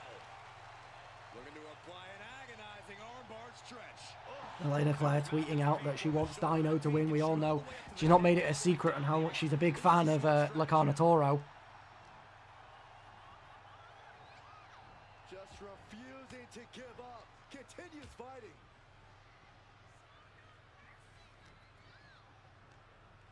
Well, there she goes. Going straight to the top turnbuckle. Slowly rising, looking like a very easy target. Off the top. Goes for a torpedo takedown, but it's dodged out the way by Helga as the fight spills outside the ring currently. And now gets tossed into the ring. He got out of dodge just in time. Not looking good. In this position. Nice scoop slam. He's taking a bit of damage from these blows. Corey, Iron Man matches are Twisting the leg of Helga to take her down. do you win these stamina battles? It's all about energy management, Cole. You can't push too hard too early. You have to pace yourself and make sure you're getting the most mileage possible out of the gas in your tank. And the Carnotoro as well, despite his position on the table, has actually had a bit of an underrated performance in the World Cup so far. Picking up that one upset against Harvey Unner, and he had some good showings as well, especially against the likes of Brad Collins as well. Managed to take him down to the wire.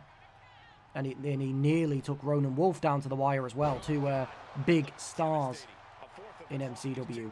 You know, of course, a former world champion in Brad Collins and a former world championship competitor in Ronan Wolf. totally powerless right now. Yeah, she's got to try to find an opening here. And a tornado DDT. Goes in for the pin now. 1, 2, and a kick out at 2 from Helga. You have to think this match is starting to take its toll. Oh, check this out. He's going to Operation Dragon into the pin. 1, 2, and a kick out at 2. This thing was wrapped up. Well, stay in your seat. Looks like we've got a ways to go yet. And it may just take going to the well one more time with that. And a standing moonsault there from. Oh, wait a second. And a roll up here from Helga to try and secure the point. 1, kick out at 1 from Carnotoro. Somehow still in this fight. Not down and out yet. And tripping Helga up now. He's managing to get some control back now. Yeah, he had enough and fought back. Helga to get to her feet. Goes for that springboard drop kick, but Helga pushes the legs of the dinosaur aside. Has him in the corner, thinking of the next move. Gotta hurt. Gentlemen, this is what I believe we refer to as unloading. Oh, ouch. Counters. A reversal from Carnotoro. And now it's sweeping down the leg with a shoulder tackle low. But Helga gets the knees up. Goes for a basement drop kick. Carnotoro rolls out the way. Helga gets the kick just in time to take Carnotoro down. preventing whatever maneuver he had in store there. Using the knee to take Kanetora down once again. And targeting the neck by twisting the head back and forth. Kanetora with the reversal though. And a big high knee to Helga. And running towards the ropes. Goes for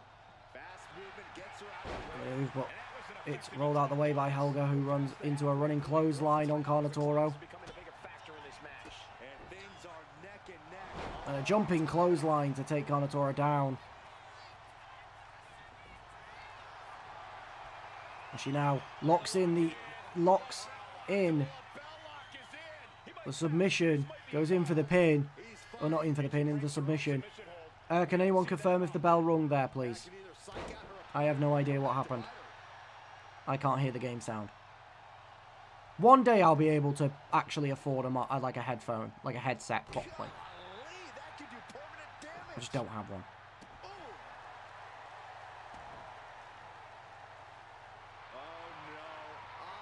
No bell ring for anyone else, please. I'd like more than one person's confirmation. Okay. Right, cool. Slingshot crossbody from Helga. Oh shit, you know. Didn't mean to kick that. Measured elbow drop driven down. Oh, putting focus on the arm here.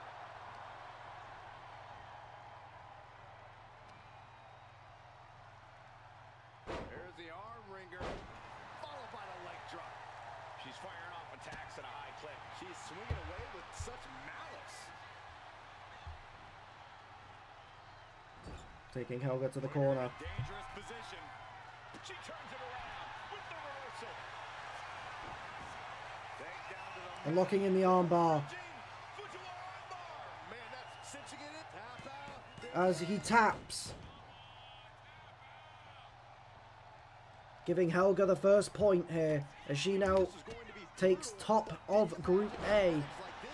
I guarantee no one has this on their bingo card. Kanetora getting the knee up. Goes for the clothesline, but it's caught by Helga, who locks in another armbar. And another tap from Kanetora. She's now 2 points clear at the top of Group A currently. Drops the knee.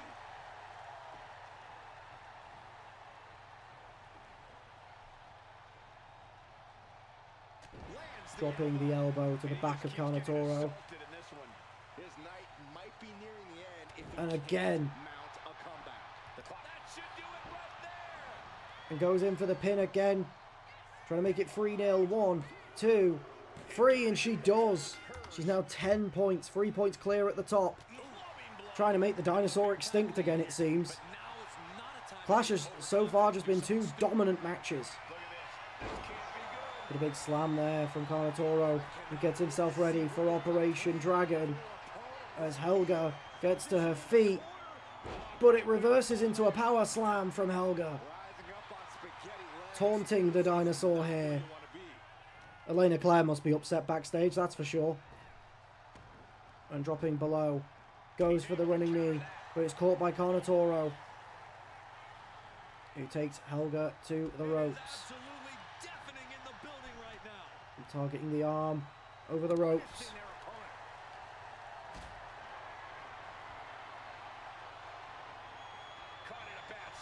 And a sit-out powerbomb from Kanetora.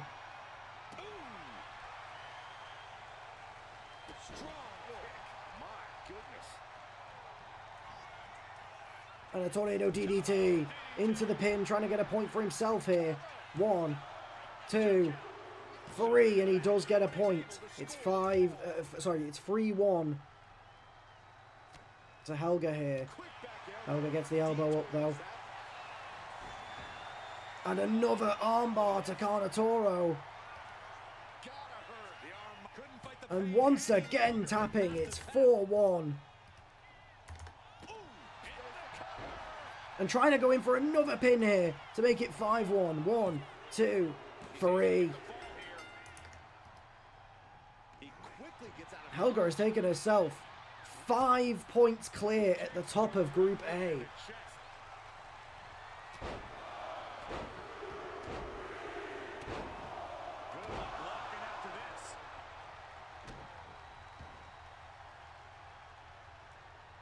Natora gets the elbow up. Superman punch. But the timer is over as the match ends 5-1 to Helga. I mean, this has been... It's domination after domination on Clash at the moment.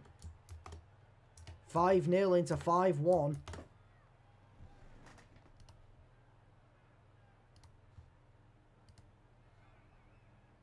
No close matches on Clash so far. Helga is comfortably at the top of Group A though now.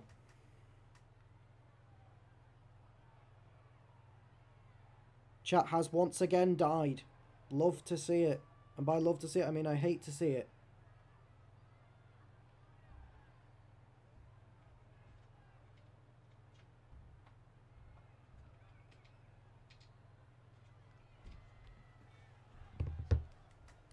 Also, there's barely anyone in chat anymore. Like it shows me on the viewership that pretty much everyone has left. You know, one day we'll have a Clash stream where people actually, like, give a shit enough to stay. That'd be lovely. Absolutely lovely.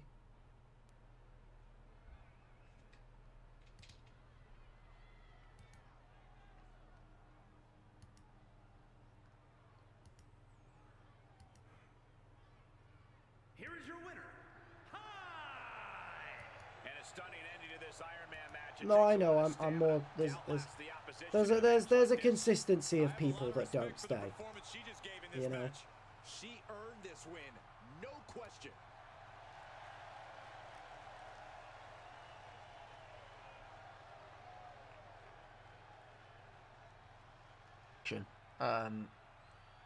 Like, I struggle to think of another faction that I love more than British Strong Style. As we get into it. Also, I couldn't change your theme song, by the way, ahead of the match. It needs to be at least. It always works as before the next match. If you submit it, like, if you submit it stream day, usually the theme won't change on stream day. It'll be after. Rockstar Spud. Listen, my boyfriend's sister's teacher had a wrestling match against Rockstar Spud. He also had a wrestling match against Penta and won. He beat Penta. Because I think I mentioned this before, but my boyfriend's sister's teacher is Primate from NXT UK, and he was also in Thingy. He was also in WCPW, and he had a match with Joe Hendry as well for their chat for the WCPW Championship. He had a hardcore title match against Penta in which he won. He was in the Rumble that they had, which had like Cody Rhodes, Rey Mysterio, Rey Fenix, Rockstar Spud, Zach Gibson. Joe Hendry, Drew McIntyre was in it. One. Gonna kick out at one. Had a big demo and stuff.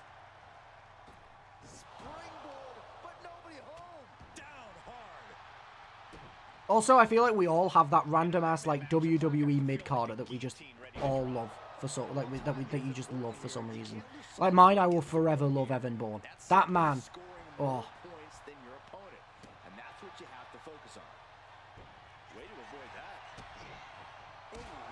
Mine is like Evan Bourne, Yoshi Tatsu, and Alex Riley. They're like my mid-carders that I just fucking adored back in that era. Baron Corbin for me before 2020. I think it's difficult with Baron Corbin because I feel like he won too much to be a mid-carder. Like, he won the King of the Ring, he won, like, you know, he won mid-card titles, he won tag titles, like... I feel like he's a bit above that, like, random mid-carders that we all love type deal. Especially because he was, like, a massive deal in NXT as well. Whereas, like, the ones that I listed, like, genuinely, they didn't really do out. Other than, I think Evan Bourne won a tag title, but that's it. He won one tag title with Kofi, which, by the way, Air Boom genuinely gets in there as one of my favourite tag teams of all time, despite how short it was, just because how much I loved both Evan Bourne and also a Jamaican version of Kofi Kingston. Like, Jamaican Kofi is one of my favourite wrestlers of all time. We shall not speak of it. Yeah, I'm not gonna mention. Yeah, we're not gonna support Velveteen Dream here. You know, let's not support sexual assaulters. As we've seen nothing but zeros on the board. And neither superstar has any ground to make up. Who knows? And a razor's edge from Tyler 6 to Francis Sharp. Francis Sharp seeing the knee coming though. He was proven not guilty. That doesn't mean anything. So is fucking Mason Greenwood.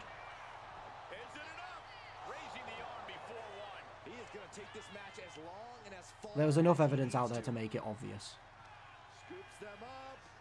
Yeah, that's what I mean. Like, he was still a paedophile. Like, yeah, he might have been cleared on the sexual assault stuff, but he was still a nonce. 1, 2, kick out at 2.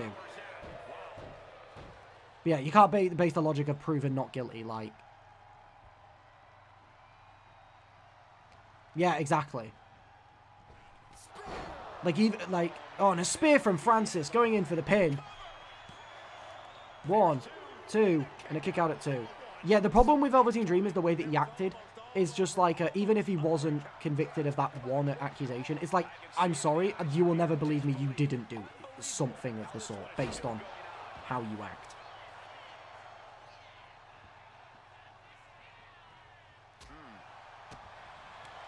Because he was so secretive about everything. He was also so uncooperative to law enforcement over the case, which, sorry, innocent people don't act difficult when being investigated. They don't try and actively hide their past.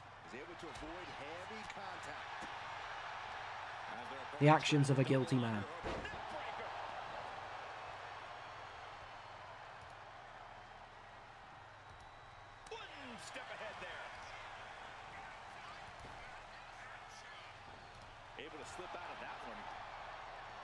But still all to play for in this match here between Tyler 6 and Francis Sharp, of course. Francis Sharp will be looking to get out of last place in the tournament here.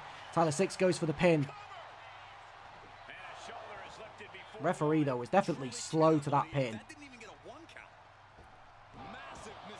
Tyler 6 missing the springboard there. Yeah, can we, like, talk about... did not see Randy winning. He was my second option to win. I think he was the second most likely for me.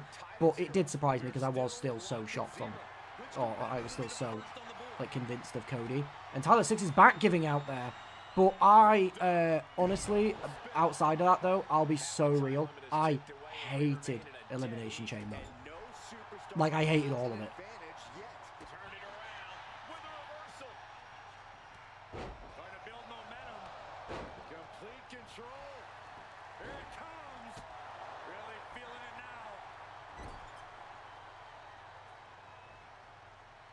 That's a sharp catching. Tyler 6 gets Francis up into a cutter. Goes in for the pin. 1, 2, and a kick out at 2. What are we thinking about Danhausen being in the box? Again, honestly, I just make myself sound like I just hate wrestling. But, like, the problem is with me is I just hate the current state of WWE in general at the moment. But, like, I just don't really care. I don't really care about Danhausen. I don't think he's going to fit well in WWE. I think he's just going to get one. He's one of those people that he'll get like 2 matches on SmackDown or something, and then he'll just get flung to AAA. 1, 2, and a kick out at 2 once again from Francis. Like, he's just not fit for what WWE want in a wrestler is the problem. I just don't see the reasoning for him going over to WWE. I really don't.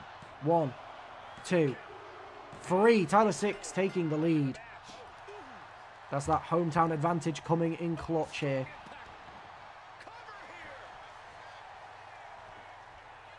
One, 2, and a kick out at 2. Now Bro's going to NXT. I don't know if he is, because if they were going to have him go on NXT, I don't think they would have made him debut on the thingy. Like, I don't think they make him debut on Elimination Chamber. Because why would you introduce him to the main roster? They would have him appear at NXT or something, like an NXT PLA. Yeah, but that's what I mean. But, like, realistically, what's the point in doing a backstage segment? Like, I'll say it, having the box and the big, like, build for it and, like, oh, it's this big deal and stuff. But it's just some guy that's going to do backstage segments or end up in AAA. It's just, like, such a shit, like, ending. like a shit resolution. And a roll-up here from Tyler 6, trying to take his lead to 2-0. 1, 2, and a kick out by Francis at 2.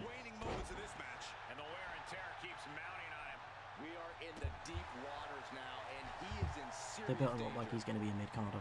But, like, he won't.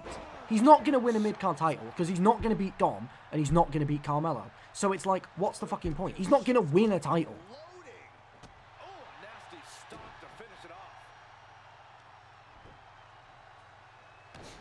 And a H-bomb from Tyler 6.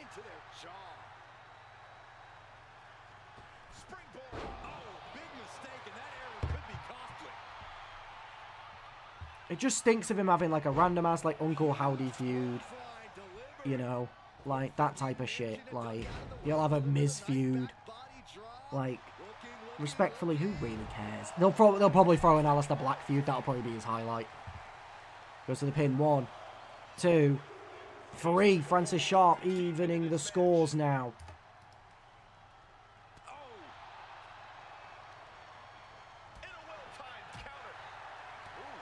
Big gap though for Francis Sharp to manage to get into the top 4 as he needs to overtake Tyler 6, who is currently in 4th with 8 points. There's a big 3-point gap between them. Francis is cooking. Not really. 1, 2, and a kick out at 2. Francis has been quite mid this match, to be honest. The MJ entrance for Punk was so good. Listen, as a British man, I didn't really get most of it, so... I got hyped because I thought he was going to come out to his fucking... I thought that was he was coming out to like his Ring of Honor feed when the lights went out, but yeah, I don't really understand the whole MJ thing as a British man. And the world's strongest slam from Francis to take the win in the final 20 seconds. 1, 2, 3, and he does. Double foot stomp though from Tyler 6.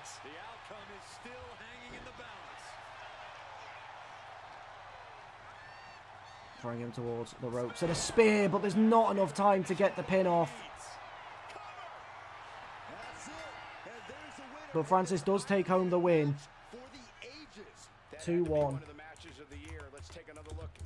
Which, listen, it's impressive. You know, it's good for Francis to get the win, but it's not really going to help his chances. I mean, he is still at the bottom of the table currently, I believe. Yeah, at 5 points. I mean, he's technically drawn with Ruud van Goten, but Ruud van Goten does have another match, so he does have that advantage. I don't think that Francis is going to make it out of the group, which is crazy to say, considering his stature in the business. But yeah, I don't think he makes it out of that group. The gap currently between 5th and 4th is 3 points, 4 to overtake it. So Ruud van Goten needs to get a dominant match over a dominant win over Masaaki Ryoki. Francis washed. Maybe he needs help. Well, you know, only if he had a tag partner that could come and get himself involved in matches, MD. Also, MD, if you haven't, check DMs, by the way, because you haven't responded, and I sent you a DM like fucking 15 minutes ago.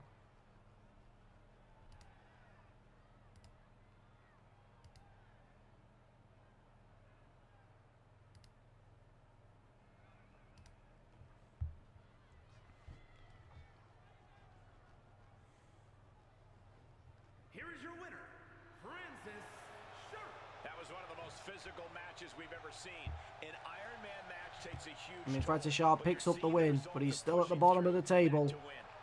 He needs a big performance in their final week. This is what it really takes to be a WWE superstar.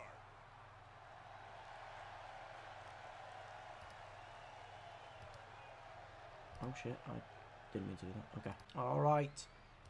Masaaki Ryoki versus Ruud van Goten. Japan, Netherlands. Let's go. Can Masaaki Ryoki continue her dominance, or can Ruud van Goten get another upset in this tournament? He does already take the advantage with the headlock down to the ground.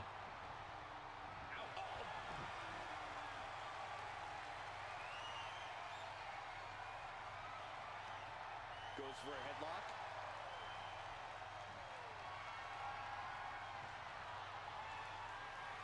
Turn things around into the waistlock from behind.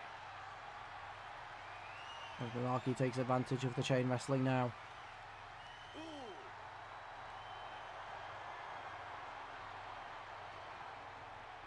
And a quick pin attempt. And the roll up here. Kick out. And a reverse roll up here from Ruud van Gerten. 1. Mizaki Ryoki returning once again. And the kick out. But a kick out from Ruud van Gerten. Finish things. Mizaki throwing him towards the ropes. Dropping down, leapfrogging over. But Ruud van Gerten with reversing with a big clothesline. The power of a deadlift into a military press. Wow. Walking around the ring. Slam. Talk about intimidation. I'm not sure if it's resilience or stupidity that's going to drive you to try and come back from a move like that. Collar and elbow tie-up. Slips out of the hold and applies a rear waistlock.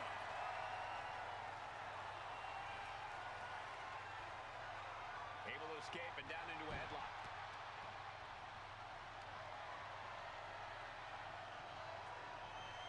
Locking in the headlock. Nice reversal into the head scissors. I mean, these two just engaging in chain wrestling pretty much the entire time. Mizaki with a running clothesline to take down. Ruud van Gerten goes for a stomp to the chest. Ruud van Gerten moves out of the way. She runs corner to corner. Down in the knees into the chest. Casey has a new fave. Who? And Mizaki Ryoki taking Ruud van Gerten down.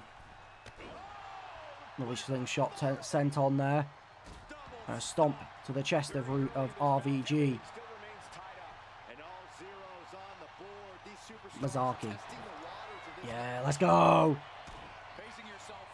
Fuck you, Owen. And a suplex into the pinfall. 1, 2, and a kick out at 2 from Mizaki.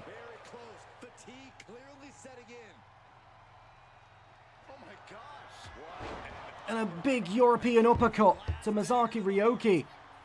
This would be huge for Ruud van Gerten and his chances of getting top 4 here if he's able to beat someone as dominant as Mizaki. 1.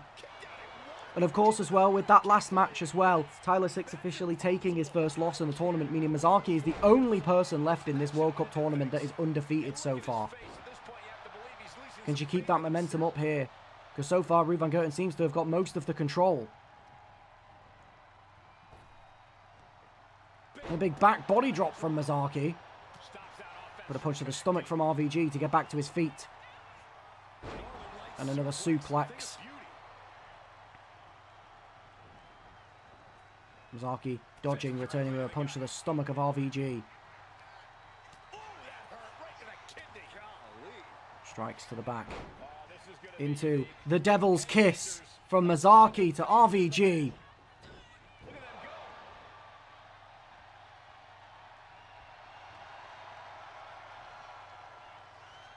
And the Black Mass going in for the pin now.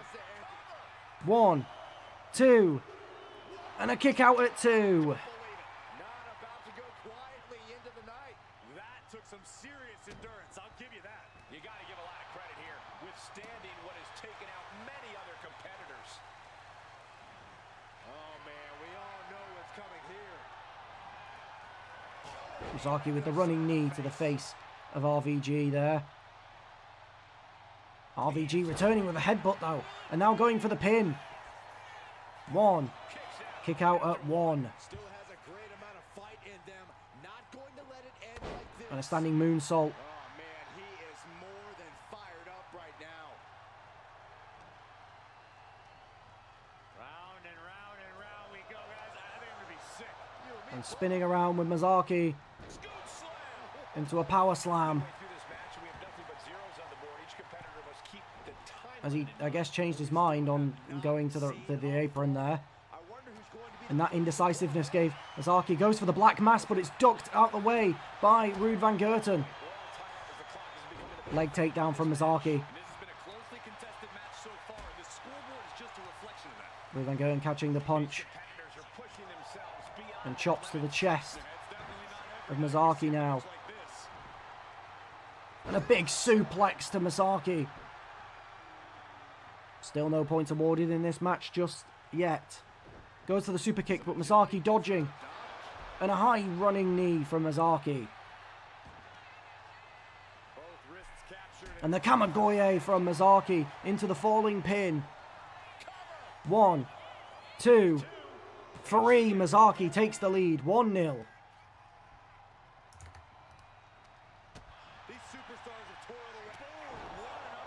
With a diving uppercut. 1, 2, 3. Ruben Gerten equalizes. And the black mass from Masaaki. Trying to take the lead back again. 1, 2, 3. It's 2-1 to Masaaki. Extending her lead to the top of the table to 14.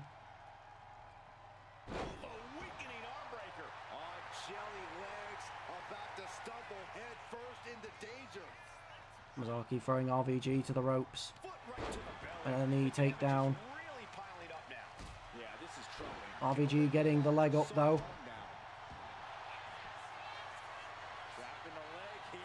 And locking in the submission, but the referee calls for a rope break.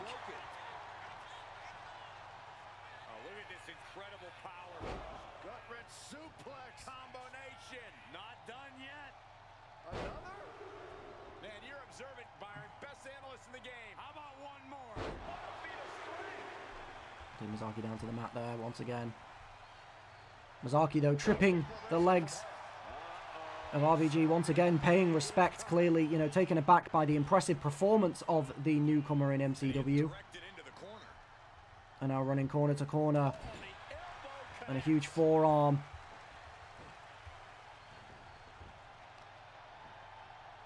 A kick to the back of RVG. Time is close to its end as the scoreboard shows a one-fall lead. And the lead is only one fall, but there's still time for things to change. But RVG dodging the move from Masaaki there. Throwing Masaaki against the ropes, but Masaaki reversing, dropping down below. Goes for that leg takedown, but the referee gets in the way. Blocking the maneuver from Masaaki, allowing a huge suplex from RVG, who goes in for the pin. 1, 2, but a kick out at 2 from Masaaki. The referee nearly cost Masaaki a point there by blocking the move.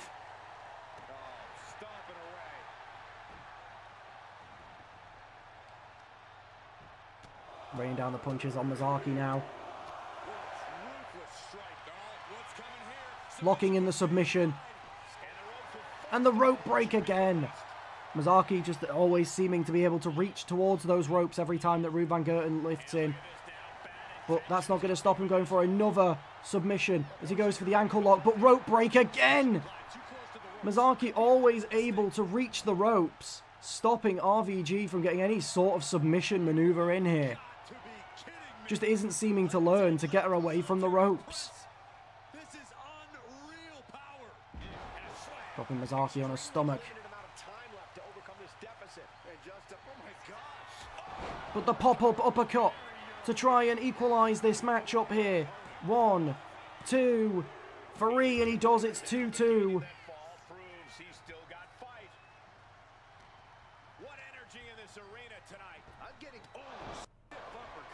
And a diving uppercut. 2, 3, takes the lead. Masaaki with the reversal. But a reversal from Ruben Gerten into the suplex.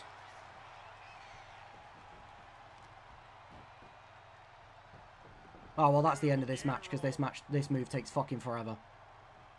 And locking in the suplex, let me guess, she's going to fucking tap, right? No, she doesn't. Okay, fair enough. Oh, fuck's sake, man. Let's look back on the action from the last match. I just wanted like one story of someone to go undefeated in the group stages. Just one. Just one story, man. Shit game. Shit game.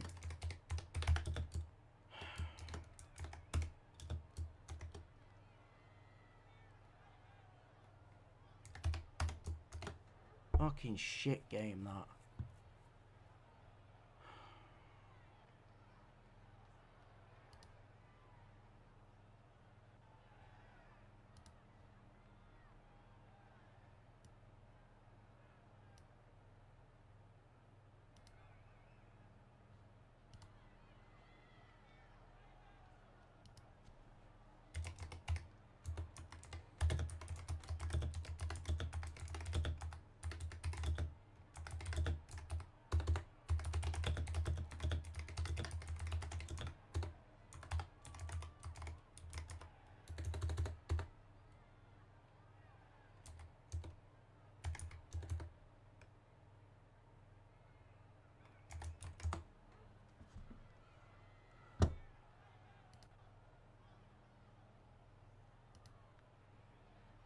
Here is your winner, RVG.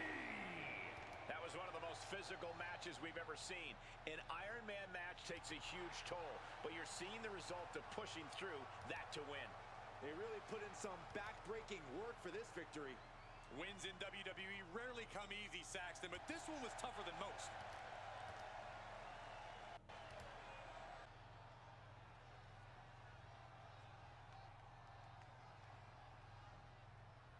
Let's remind everyone of what these superstars are facing.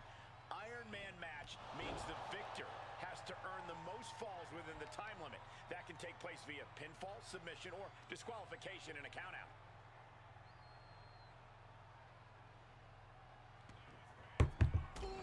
Right, MD so fucking hell! Fucking stupid fucking voice. Jesus Christ. Right when it was needed. And they tied with a collar and elbow. Finds a way to Ronan get Wolf the wrist versus MD Silva. Seamlessly transitions there. Spain and fucking Norway. That's the one. Ronan Wolf coming off the back of a buzzer beater against Lacana Toro. MD Silva, I don't fucking remember if he won his last match or not. I don't fucking know. Hurting the shoulder. They could also be looking to have better fortunes than his tag partner in this tournament, or of course Francis Shaw, bottom of the group. MD Silva currently isn't bottom, but he is second to bottom. But you know, he only has to get 1 point to get over Lacana Toro, I believe, and you know, he has a chance to break into that top 3 if he can beat Ronan Wolf here. If he can prevent Ronan Wolf from getting any points and can get himself free, he may either probably would end up leapfrogging him into 3rd. And into the corner he goes. Knife edge chop echoing through the arena.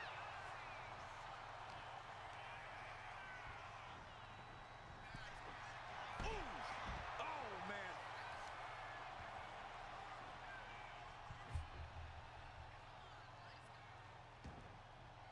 Taken to the floor, and he's got no worries about the count.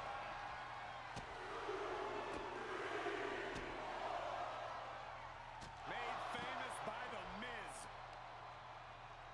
Both arms captured, and vitriolic stops. And another just non-stop aggression. Corey, what's the best strategy for an Iron Man match?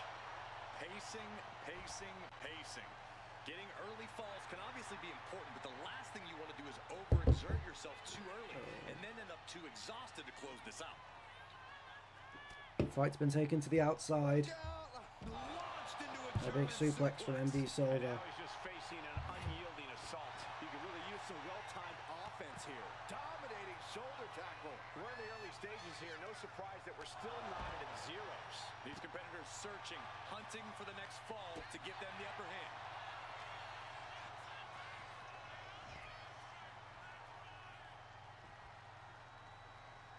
Oh.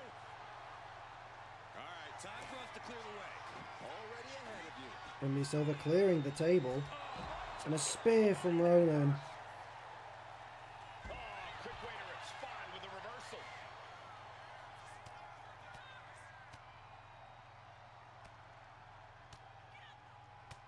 Look at the assault. Just going all out with every blow.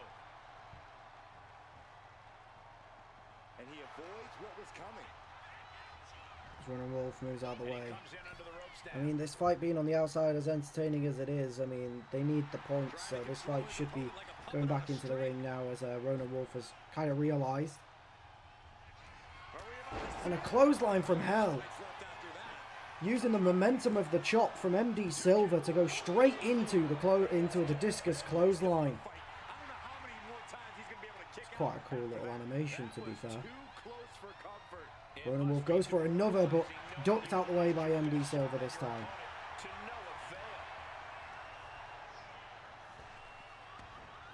And dropping below. And the driver from MD. Goes for the pin now. 1, 2. And a kick out at the last possible second from Ronan Wolf.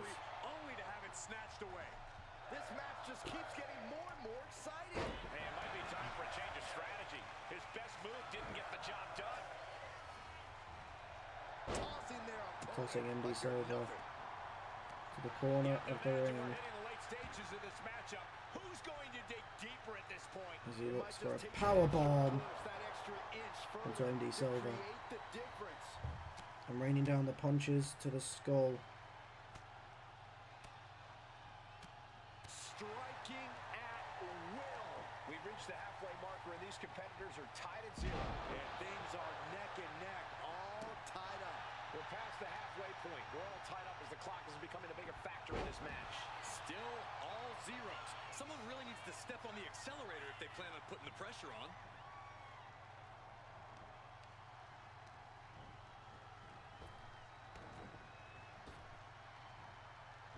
Oh, he had that scouted. Ooh, clothesline delivered. And now he's really stepping up the pressure. This is the kind of intensity he wants to bring all night. Some vicious strikes from MD Silva, taking down the big man. Look what we have here. He has no idea what's coming. But Ronan Wolf not taking it lightly with the falling powerbomb to MD Silva. Ronan Wolf wanting to fight his way towards the top of the group. 1, 2, kick out at 2 from MD Silva. Of course, it's not looking good for one half of the tag team champion so far in Francis Sharp, who is struggling here. Ronan Wolf going for the pin. 1, 2, 3. Ronan Wolf takes the lead.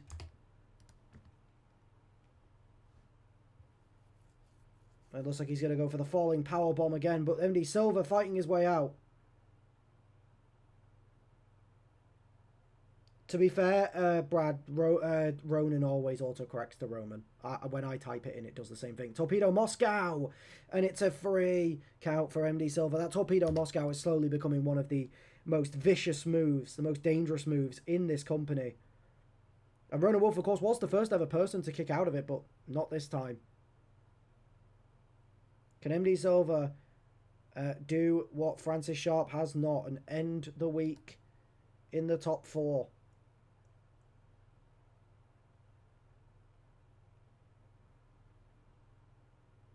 And a headbutt.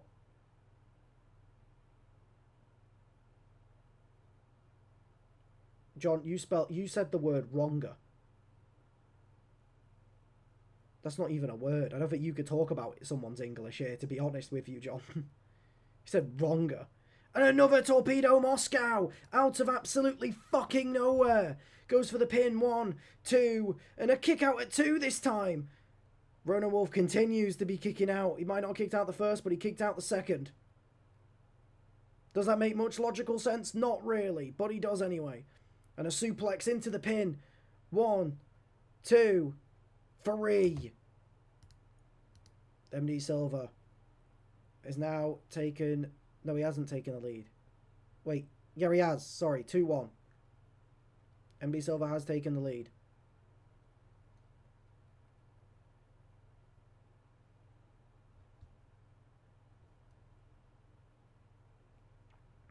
MD Silva with a combination of strikes to Ronan Wolf.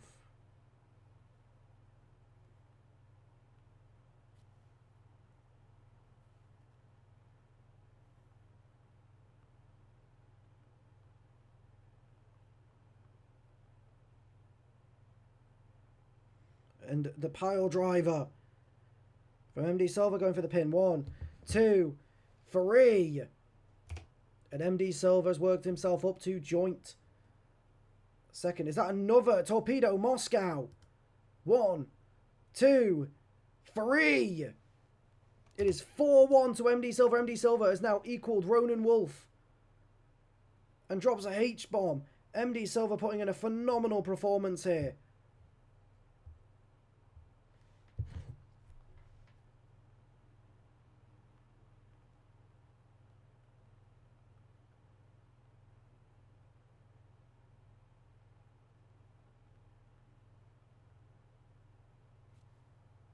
And locking in the Boston Crab. Can someone tell me if a tap happened there? I didn't hear it. I can't hear the game. Did the bell ring? And a spear from Ronan Wolf.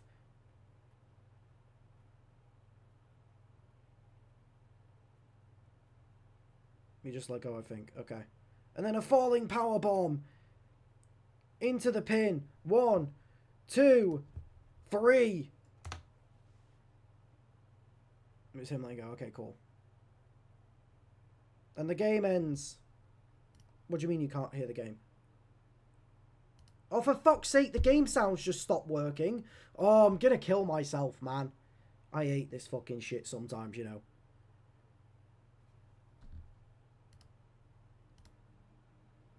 But it was 4-2 to MD Silver, who has managed to climb himself into that top 2. Oh, top 2, sorry. Top 4, I mean.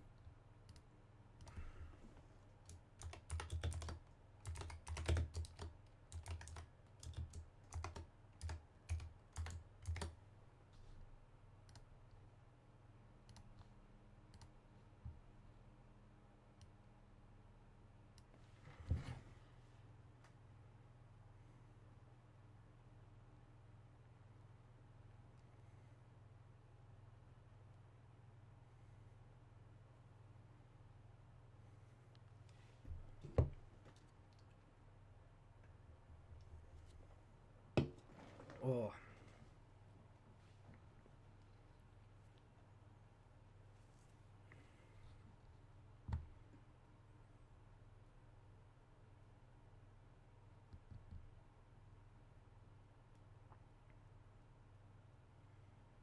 As MD Silver celebrates, he needed this turn of form here.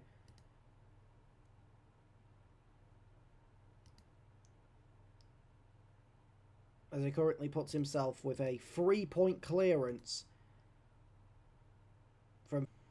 Here it is, Brad Collins versus Harvey Unair. Harvey has been one of the, probably, I would argue, one of the biggest disappointments in this tournament, alongside Owen O'Rourke, who have got, you know, probably some of their favourites to be you know, shining lights in the match, but in these matches, but, you know, they've both currently sat on 2 points and currently both on the bottom of their own groups, as well as Francis as well has been relatively disappointing, I would say, as well, as he sticks at bottom of his group. I mean, the bottom of those groups are not what you would expect. That's safe to say.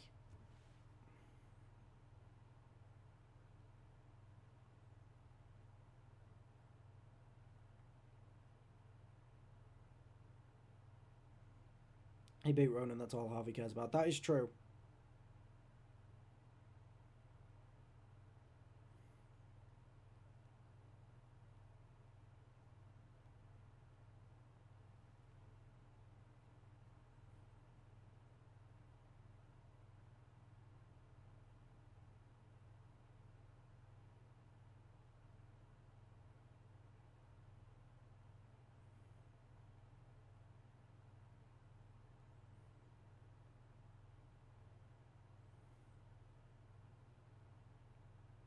And a roll up here for Brad, but it's a kick out at 1.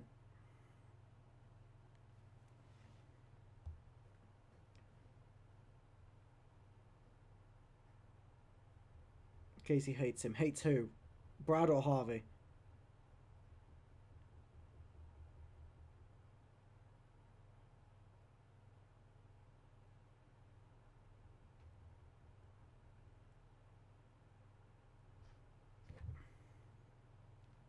Brad.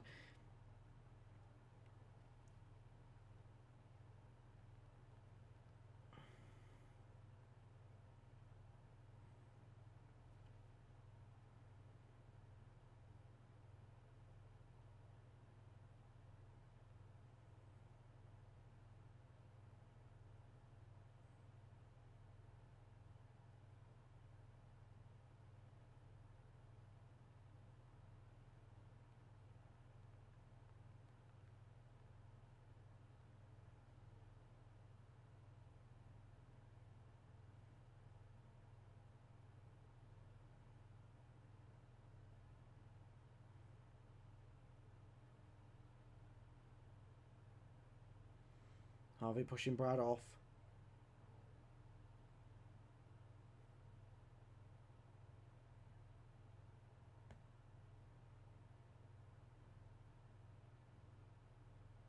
And a high knee from Brad Collins.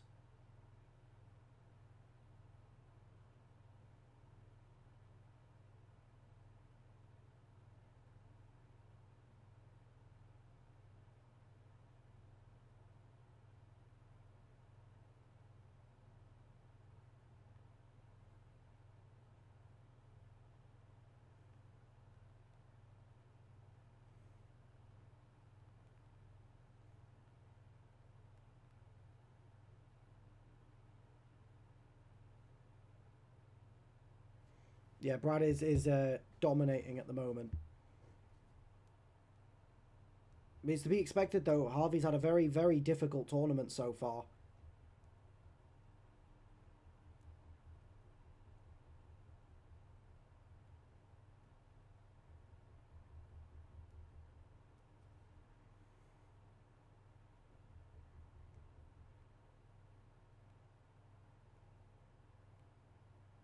And a big chop into a clothesline from hell. Into the pin now. Looking for the first point in the match. 1, 2. And a kick out at 2 from Harvey.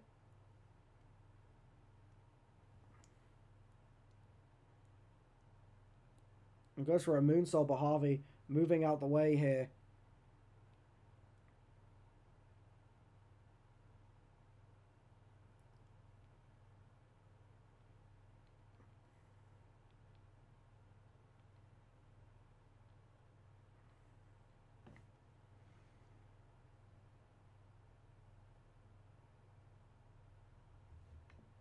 Big suplex from Harvey there. After hanging Brad in the air for a while.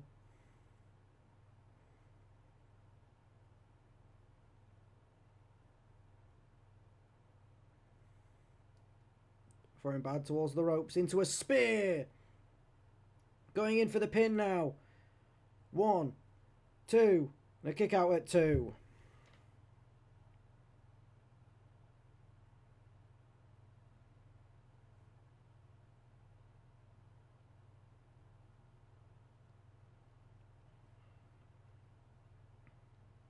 Brad going for the pin. 1, 2, 3. Brad Collins getting the first point. 1-0 up.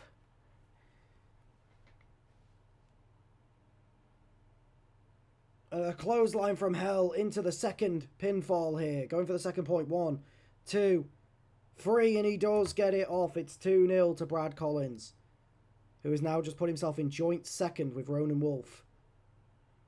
And a big Hurricane Rana into the pin again. 1, 2, 3. 3-0. Takes it to 10 points.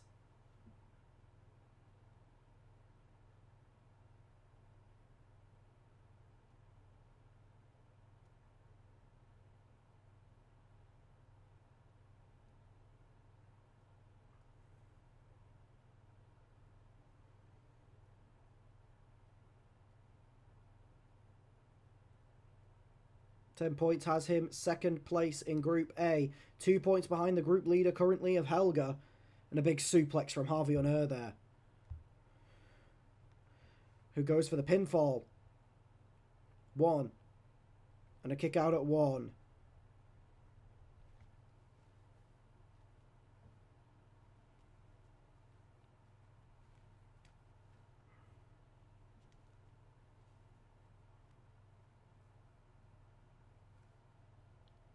A spine buster from Brad Collins there.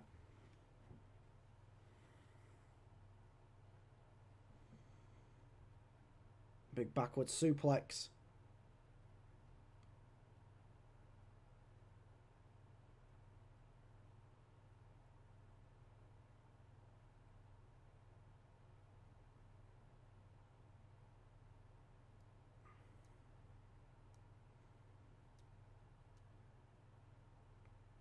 Big back body drop.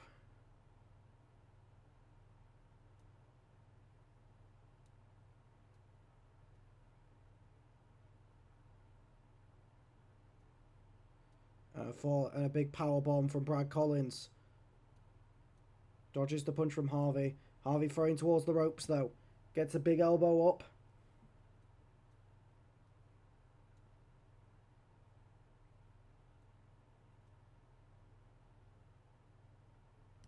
He sends Brad crashing down to the mat. And he gets it up. Brad goes for the choke slam, but Brad gets the elbow up. And then a running clothesline to take Harvey down. Goes in for the pin. 1, 2, 3. Brad Collins, it's now 4-0.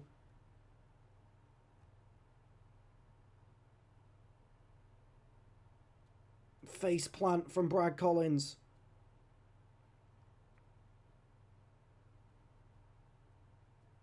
Targeting the back of the neck of Harvey.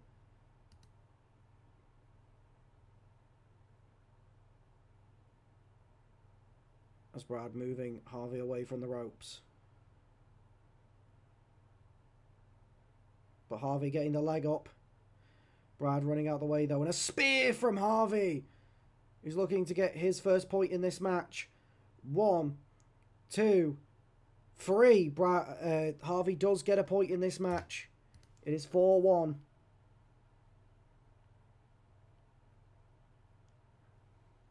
And Brad Collins getting the elbow up.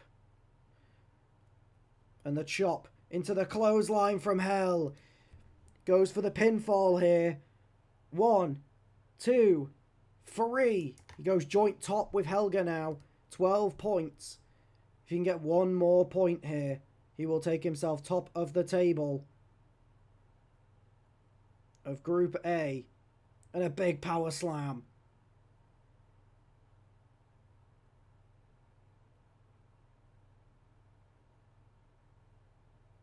And a twisted DDT into the pin. This could be the point that he needs to go to the top. 1, 2, 3, and it is. He takes himself to the top of Group A. Harvey with a big shoulder tackle. And flinging him to the corner, but with only 4 seconds left, I believe that this match is now over, and it is. A huge 6-1 win from Brad Collins sends him top of the group.